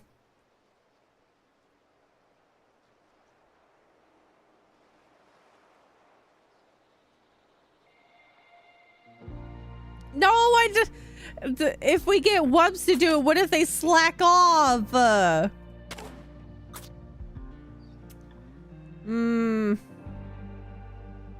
You know what? We're gonna do Legend. We're gonna do Legend, see what happens. Please. You wouldn't have any friends in the mountains, Raymond. Not a one. You'd be alone for months with nobody to talk to. Do you understand? Legend delivers the final blow with calculated precision. Oh! I never thought of it like that. I was just imagining a big adventure, but you're right. I really would be on my own. Raymond suddenly seems very pensive. Well, except for the bears and wolves, they could keep you company, I suppose. Are you much of an animal lover? All right, you've made your point. I guess I'm not really cut out for the mountain life after all.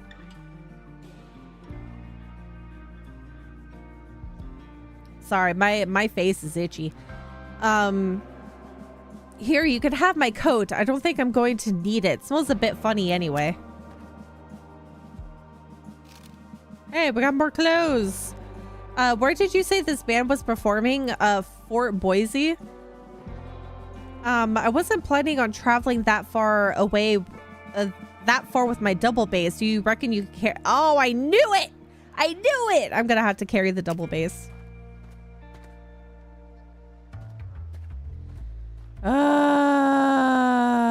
Okay. That's fine. Oh my god, it's not fine.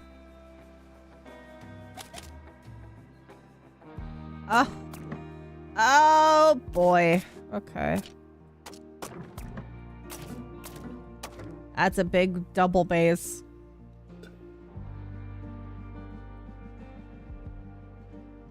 Yeah, it is accurate.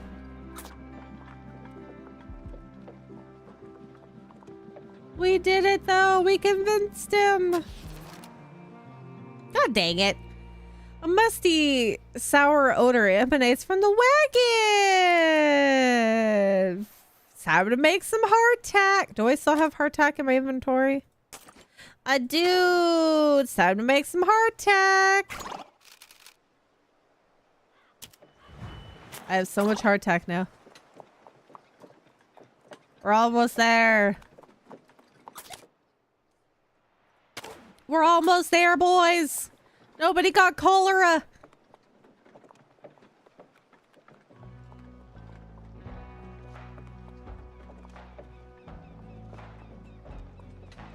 I think once we settle in here, I think I shall call it a stream for today. We made some great progress. We'll pick this up again tomorrow, too. Oh, my goodness. As the imposing white-gray walls of Fort Hall, not Fall, rise into view, the clamor and hubbub of trade is already evident. Several tents surround the fort, many of which no doubt belong to hopeful fur traders. God, I hope there's an ox here. Who needs it the most? Sai does. Sai gets to heal. Oh. Unlock a new journey. Bitter Winter. This is the one that we have to do to get the knife, I think.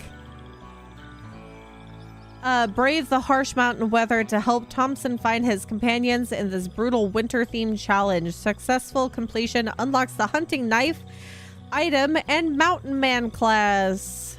I can get the knife now. We got a bibli for not getting cholera. Yay! I'm gonna take a print screen of this. Congratulations! Your party has reached Fort Hall! Whoop! It's been a total of... Oh god, it took 45 days for us to get here. 89 days in total. Cool beans. Please, please, please, please, please, please, please, let there be an ox. Please, please, please. Dang it!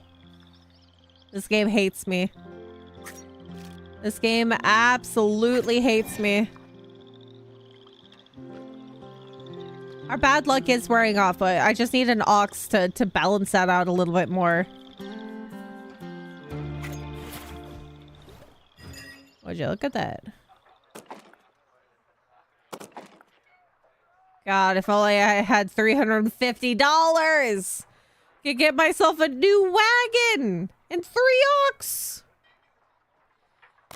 But that's not, that's a pipe dream, as I only have $78.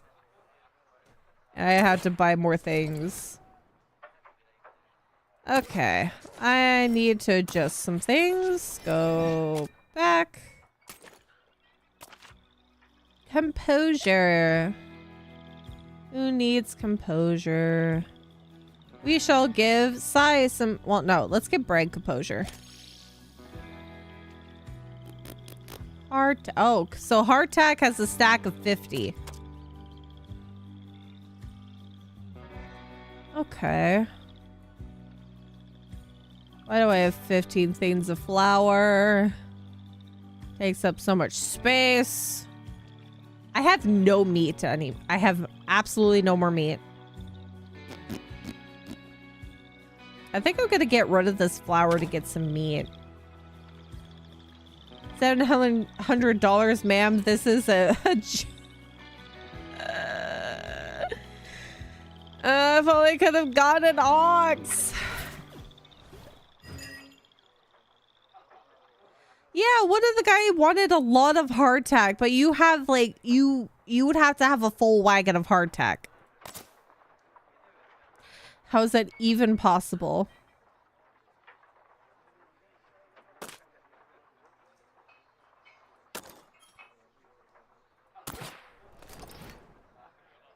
God, for me to be able to buy... I'm gonna be so poor if I do this. Hold on. Leave the store for now. I'm gonna talk. Oh, there's not even anybody here to talk to. A single glance is enough to make it clear that the fur trade is in full swing here. Many people are hawking their wares. How much would it be to sell the pelt here then? Still $5. Okay.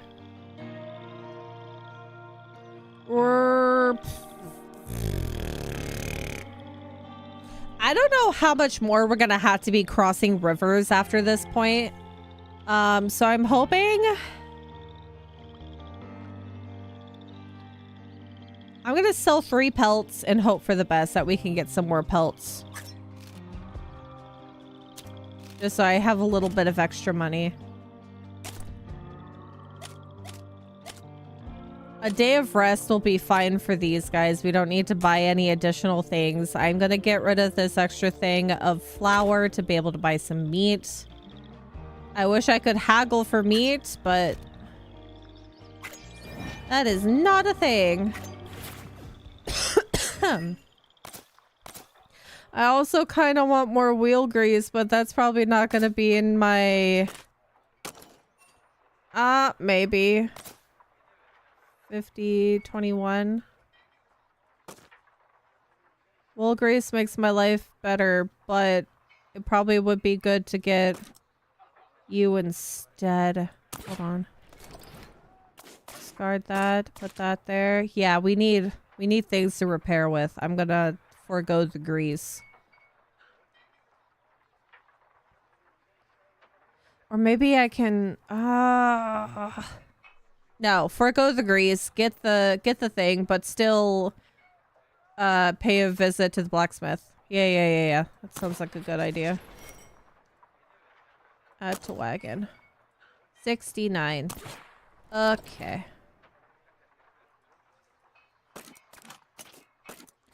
Yep, this is good.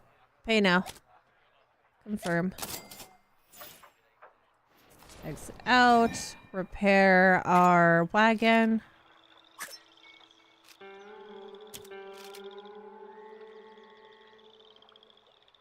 Yeah, fully repair the wagon. For 10. Full beans? That means we are in a good state.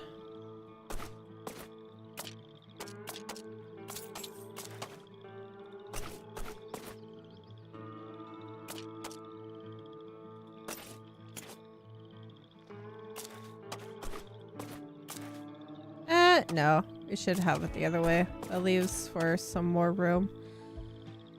Okie dokie.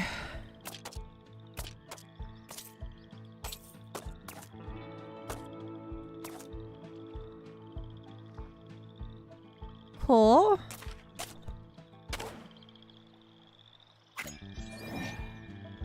Go ahead and rest.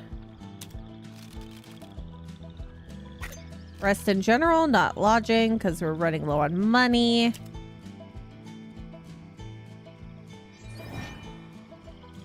And I think this is where we can leave it for now. It may feel like we've not done a lot, but it has been 4 hours. I think we spent so much time ace detectiving. But we've made it to Fort Hall. We have made it through another full journey. We are so close to moving on. Yeah, we solved a whole murder, I hope. I hope. Yeah, I think we're good. Yay! Tomorrow we shall traverse more. I hope you guys had fun. Thank you for helping me decide what shenaniganery that we get up to. Once again, this game is so much fun, and I can't believe that we're still in good standing despite losing 2 ox, Sai almost dying, living by the skin of their teeth, and just having a whole slew of things go wrong. But we're here. We're at Fort Hall. We made it. Everybody's still alive. Nobody's gotten dysentery. Nobody's gotten cholera. The only thing that we've had so far is a gunshot wound, 2 broken arms, a snake bite, and a broken leg. Broken toes, specifically. We've made it. What shenanigans we'll get up to tomorrow, I have no clue. I'm honestly terrified, but I feel like we can make this. I feel like we can make this. Yeah, all in all, not too bad. Not too bad. We're doing great. Kinda. I'll see you guys tomorrow. Don't forget to take care of yourself. Don't forget to eat. Don't forget to hydrate. Give your pets love for me. If they like kisses, kiss them on the forehead for me. If not, some butt pats. If that is what the pet likes. Give them some butt pats for me. Sleep well when you guys go to bed. Have good dreams. If you're still at work, I hope that you get to go home soon or get to go on a break. Enjoy a lovely warm meal. I use kisses on my cats as punishment. I do that for Banks. I hold him when he does something wrong. I hold him like a baby and I force kiss him. He likes kisses normally. He's completely fine with it. But if I use it in conjunction with holding him like a baby, he hates it. That is his punishment. But it's an absolute delight for me. Yeah. Nobody's gonna be drinking poo water. We came close to dysentery once. We're not gonna do that again. I hope that the water that we drink, the carbonated water, doesn't lead us to dysentery later. I don't think so, since it seems that we've been doing pretty good since we left the springs. But we'll see what's in store. I'll see you guys tomorrow. Goodbye.